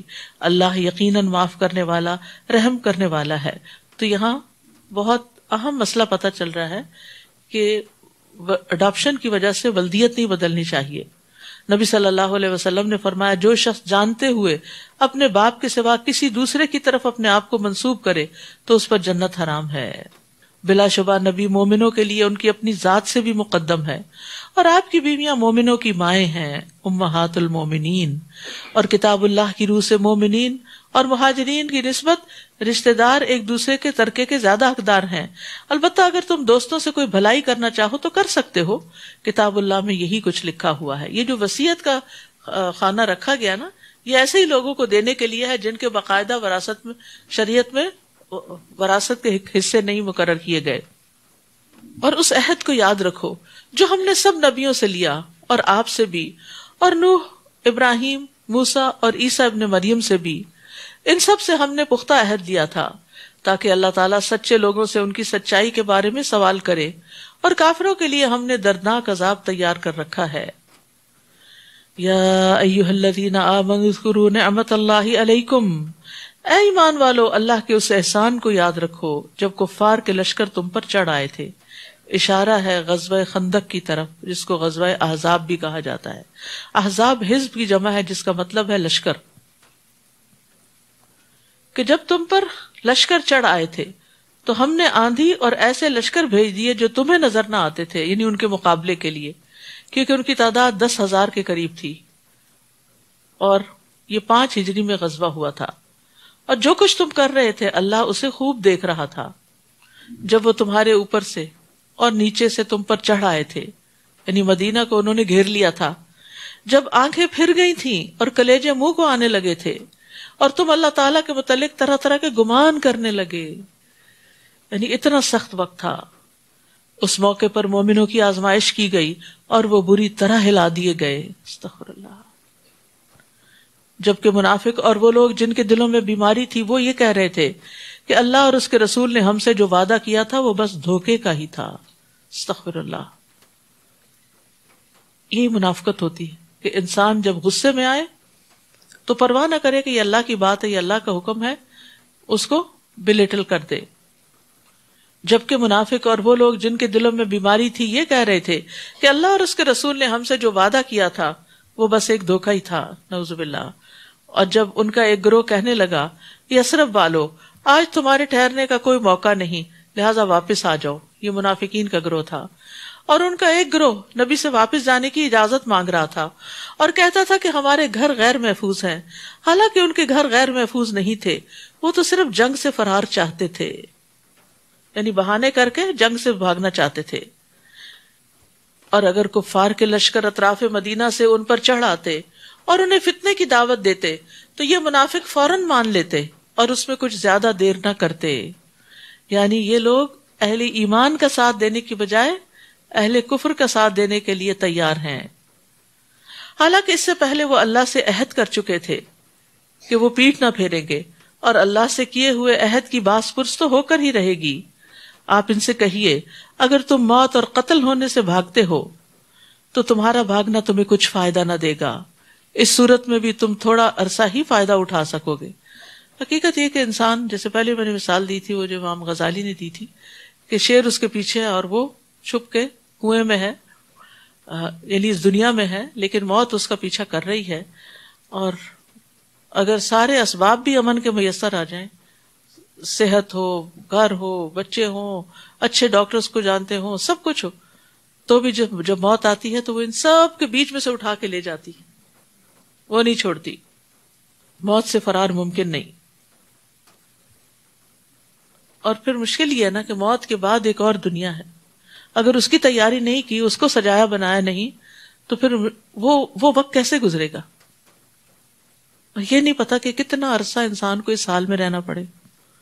نوح علیہ السلام کے زمانے کے لوگ جو ہزاروں سال پہلے آئے تھے وہ بھی مر کے زمین میں ہیں، اور اس کے علاوہ جو باقی قومیں تھی وہ بھی، جو ان سے پہلے تھے وہ بھی، اور جو بعد میں تھے وہ بھی۔ اللہ تعالیٰ اس وحشت کو اور ان مرحلوں کو آسان کر دے، اور اس کے لیے ہمیں خاص دعائیں کرنی چاہیے، اور تنہائی کے اوقات میں اور قبولیت کے اوقات میں، اور رو کر اللہ تعالیٰ سے، کیونکہ یہ سب سے مشکل مرحلے ہیں۔ آپ ان سے پوچھئے کہ اگر اللہ تمہیں تکلیف دینا چاہے تو کون ہے جو تمہیں اس سے بچا سکے، اور اگر اللہ تم پر مہربانی کرنا چاہے تو کون ہے جو اس سے روک سکے؟ اللہ کے مقابلے میں یہ لوگ نہ کوئی اپنا حامی پا سکتے ہیں اور نہ کوئی مددگار۔ اللہ تعالیٰ تم سے جہاد میں رکاوٹ ڈالنے والوں کو خوب جانتا ہے، اور ان کو بھی جو اپنے بھائیوں سے کہتے ہیں کہ ہمارے پاس آ جاؤ، اور جہاد میں یہ کم ہی حصہ لیتے ہیں۔ وہ تمہارا ساتھ دینے میں سخت بخیل ہیں، پھر جب جنگ کا خطرہ آ پڑتا ہے تو آپ دیکھتے ہیں کہ وہ آنکھیں پھیر پھیر کر آپ کی طرف یوں دیکھتے ہیں جیسے کسی پر موت کی غشی طاری ہو چکی ہو۔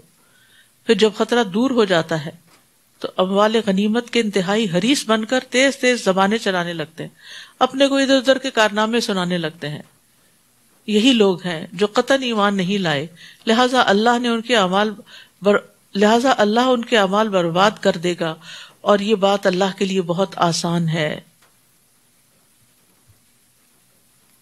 یحسبون الاحزاب لم یذهبوا، وہ یہی سمجھ رہے ہیں کہ ابھی لشکر گئے نہیں، منافقین، اور اگر یہ لشکر چڑھ آئے تو یہ تمنا کریں گے کاش وہ دیہاتوں میں رہنے والے ہوتے، اور بس تمہارے حالات ہی پوچھ لیا کرتے، اور اگر وہ تم میں موجود بھی ہوتے تو دشمن سے لڑائی میں کم ہی حصہ لیتے۔ لقد كان لكم في رسول الله اسوة حسنة لمن كان يرجو الله واليوم الآخر وذكر الله كثيرا۔ مسلمانوں تمہارے لیے اللہ کے رسول کی ذات میں بہترین نمونہ ہے، بہترین رول ماڈل ہیں تمہارے لیے، جو بھی اللہ اور یوم آخرت کی امید رکھتا ہو اور اللہ کو بکثرت یاد کرتا ہو۔ تو نبی صلی اللہ علیہ وسلم کی ذات صرف عبادات میں ہی نہیں، اخلاق میں، ایمان میں، دنیا آخرت کے سارے معاملات میں ہمارے لیے ایک نمونہ ہے۔ لیکن ہمیں یہ دیکھنا چاہیے کہ ہم ان کے نمونے کو کتنا فالو کرتے ہیں۔ اب اس میں آپ دیکھیے، صبح میرے ہسبینڈ ایسے فون کھولے تو انہوں نے ایک ویڈیو پہ کلک کیا، تو کوئی شخص بول رہا تھا، میں نے تو صرف سنا ہی دور سے، بول رہا تھا کہ کسی جگہ پر نبی صلی اللہ علیہ وسلم کے جبے کا دیدار کرایا جا رہا ہے، اور یہ 1400 سال پرانا ہے۔ آپ ذرا سوچئے کہ کس طرح پاسبل ہے کہ 1400 سال پرانی چیز جو ہے وہ اس طرح بالکل انٹیکٹ اور صحیح سلامت ہو، اور وہ لوگوں کے لیے لٹکا دی جائے اور لوگ آ کے اس کا دیدار کریں، اور طویل لائنیں ہیں اس پر، اور لوگ پیاسے بھوکے اور بدحال ہوئے میں ہیں صرف اس کی ایک جھلک دیکھنے کو، جو کہ پتہ نہیں سچ بھی ہے یا نہیں۔ تو میں سوچ رہی تھی کہ اگر اس قوم کے اندر اتنی ہی اللہ کے رسول کی محبت ہے تو ان کے طریقوں کو کیوں نہیں فالو کرتے؟ کیا صحابہ کرام نے بھی آپ کا جبہ دیکھ کر محبت کا اظہار کیا تھا بس، یا آپ کے ایک ایک طریقے پہ چلتے تھے، ایک ایک چیز کو وہ سنجیدگی کے ساتھ لیتے تھے؟ تو جو شخص خوبصورت زندگی بسر کرنا چاہتا ہو اسے چاہیے کہ وہ رسول اللہ صلی اللہ علیہ وسلم کا ماڈل فالو کرے۔ تو ہر معاملے میں آپ کی اطاعت ضروری ہے۔ آپ نے فرمایا نماز اس طرح پڑھو جس طرح تم مجھے پڑھتے دیکھتے ہو، حج کے احکام مجھ سے سیکھ لو، اور ہمیں کسی بھی معاملے میں آپ کی مخالفت نہیں کرنی چاہیے۔ من رغب عن سنتی فلیس منی، جس نے میرے طریقے سے بے رغبتی کی وہ مجھ سے نہیں۔ ابو بکر کہتے ہیں میں کوئی چیز نہیں چھوڑوں گا جس پر رسول اللہ عمل کرتے تھے صلی اللہ علیہ وسلم، مگر میں اس پر عمل کروں گا۔ بس بے شک میں ڈرتا ہوں کہ اگر میں نے آپ کا طریقہ چھوڑ دیا تو میں سیدھے رستے سے بھٹک جاؤں گا۔ یاد رکھیے چھوٹی چھوٹی چیزوں میں بھی آپ کا انداز اختیار کریں، چھوٹی چھوٹی چیزوں میں بھی۔ وَلَمَّا رَأَى الْمُؤْمِنُونَ الْأَحْزَابَ قَالُوا هَذَا مَا وَعَدَنَا اللَّهُ وَرَسُولُهُ وَصَدَقَ اللَّهُ وَرَسُولُهُ وَمَا زَادَهُمْ إِلَّا إِيمَانًا وَتَسْلِيمًا۔ اور جو مومنوں نے ان لشکروں کو دیکھا، 10,000 کے قریب تھے اور سارا عرب اٹھ کے آ گیا تھا، تو یہ تو کہنے لگے، لشکروں کو دیکھ کے کیا کہنے لگے؟ کتنی پازیٹیو بات ہے، یہ تو وہی بات ہے جس کا اللہ اور اس کے رسول نے ہم سے وعدہ کیا تھا کہ ایسا ہوگا۔ اس واقعے نے ان کے ایمان اور فرما برداری کو مزید بڑھا دیا۔ تو ہمیں بھی غور کرنا چاہیے کہ مشکل وقت ہمارے ایمان میں اضافہ کرتے ہیں یا پہلا بھی جاتا ہے۔ مومنوں میں سے کچھ ایسے لوگ ہیں جنہوں نے اللہ سے جو عہد کیا تھا سچا کر دکھایا، ان میں سے کوئی تو اپنی ذمہ داری پوری کر چکا اور کوئی موقع کا انتظار کر رہا ہے، اور انہوں نے اپنے عہد میں کوئی تبدیلی نہیں کی۔ یہ سب کچھ اس لیے ہے تاکہ اللہ سچے لوگوں کو ان کے سچ کی جزا دے، اور منافقوں کو اگر چاہے تو عذاب دے یا پھر ان کی توبہ قبول کر لے۔ اللہ یقیناً معاف کر دینے والا اور رحم کرنے والا ہے۔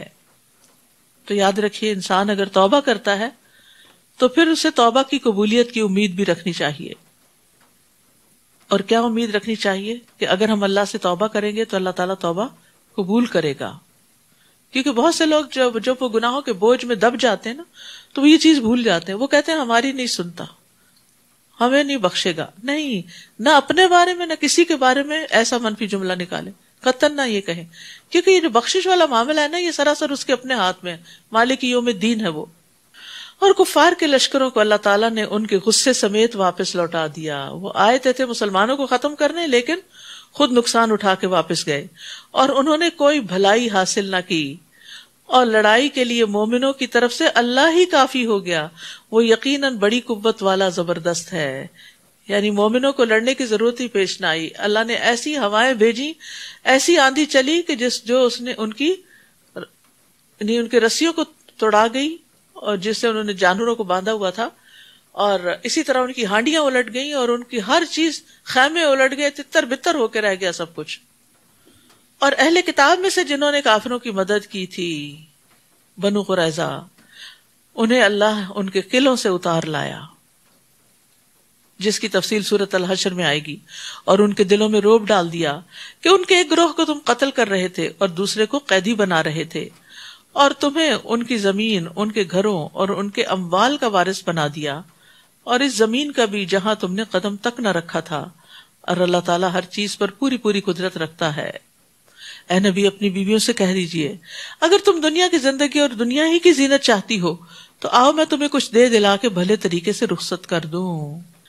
وَإِن كُنتُنَّ تُرِدْنَ اللَّهَ وَرَسُولَهُ وَالدَّارَ الْآخِرَةَ فَإِنَّ اللَّهَ أَعَدَّ لِلْمُحْسِنَاتِ مِنكُنَّ أَجْرًا عَظِيمًا، اور اگر تم اللہ، اس کا رسول اور آخرت کا گھر چاہتی ہو تو اللہ تعالیٰ نے تم میں سے نیکوکاروں کے لیے بہت بڑا اجر تیار کر رکھا ہے۔ تو ازواج مطہرات کی ترجیح کیا تھی؟ انہوں نے کیا چنا ہوگا؟ اللہ اور اس کا رسول۔ نبی صلی اللہ علیہ وسلم کی زوجہ عائشہ رضی اللہ تعالیٰ عنہ کہتی ہیں کہ رسول اللہ صلی اللہ علیہ وسلم کو جب حکم ہوا کہ وہ اپنی بیویوں کو اختیار دیں تو سب سے پہلے آپ میرے پاس تشریف لائے اور فرمایا میں تم سے ایک معاملے کے متعلق کہنے آیا ہوں، اس معاملے میں جلد بازی نہ کرنا بلکہ اپنے والدین سے مشورہ کر کے جواب دینا، کیونکہ آپ خوب جانتے تھے کہ ان کے والدین حضرت عائشہ کو نبی صلی اللہ علیہ وسلم سے الگ ہونے کا مشورہ کبھی نہیں دیں گے۔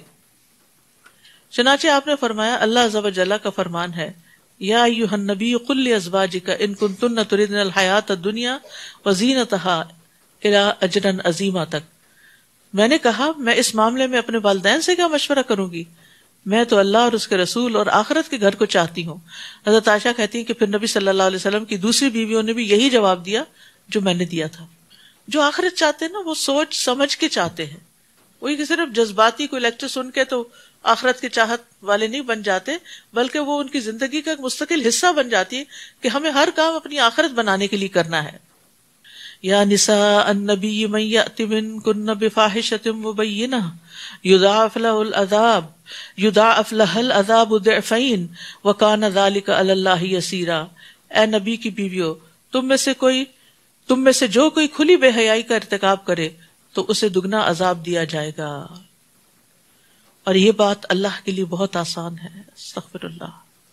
اگر نبی کی بیویوں کو یہ بات کہی جا رہی ہے تو عام لوگوں کے لیے کیا بات ہو سکتی ہے؟ اللہ سبحانہ و تعالی ہمیں قرآن کو سمجھنے کی توفیق عطا فرمائے اور ان ساری چیزوں سے ہماری آنکھیں کھول دے تاکہ ہم عمل کرنے والے بن جائیں۔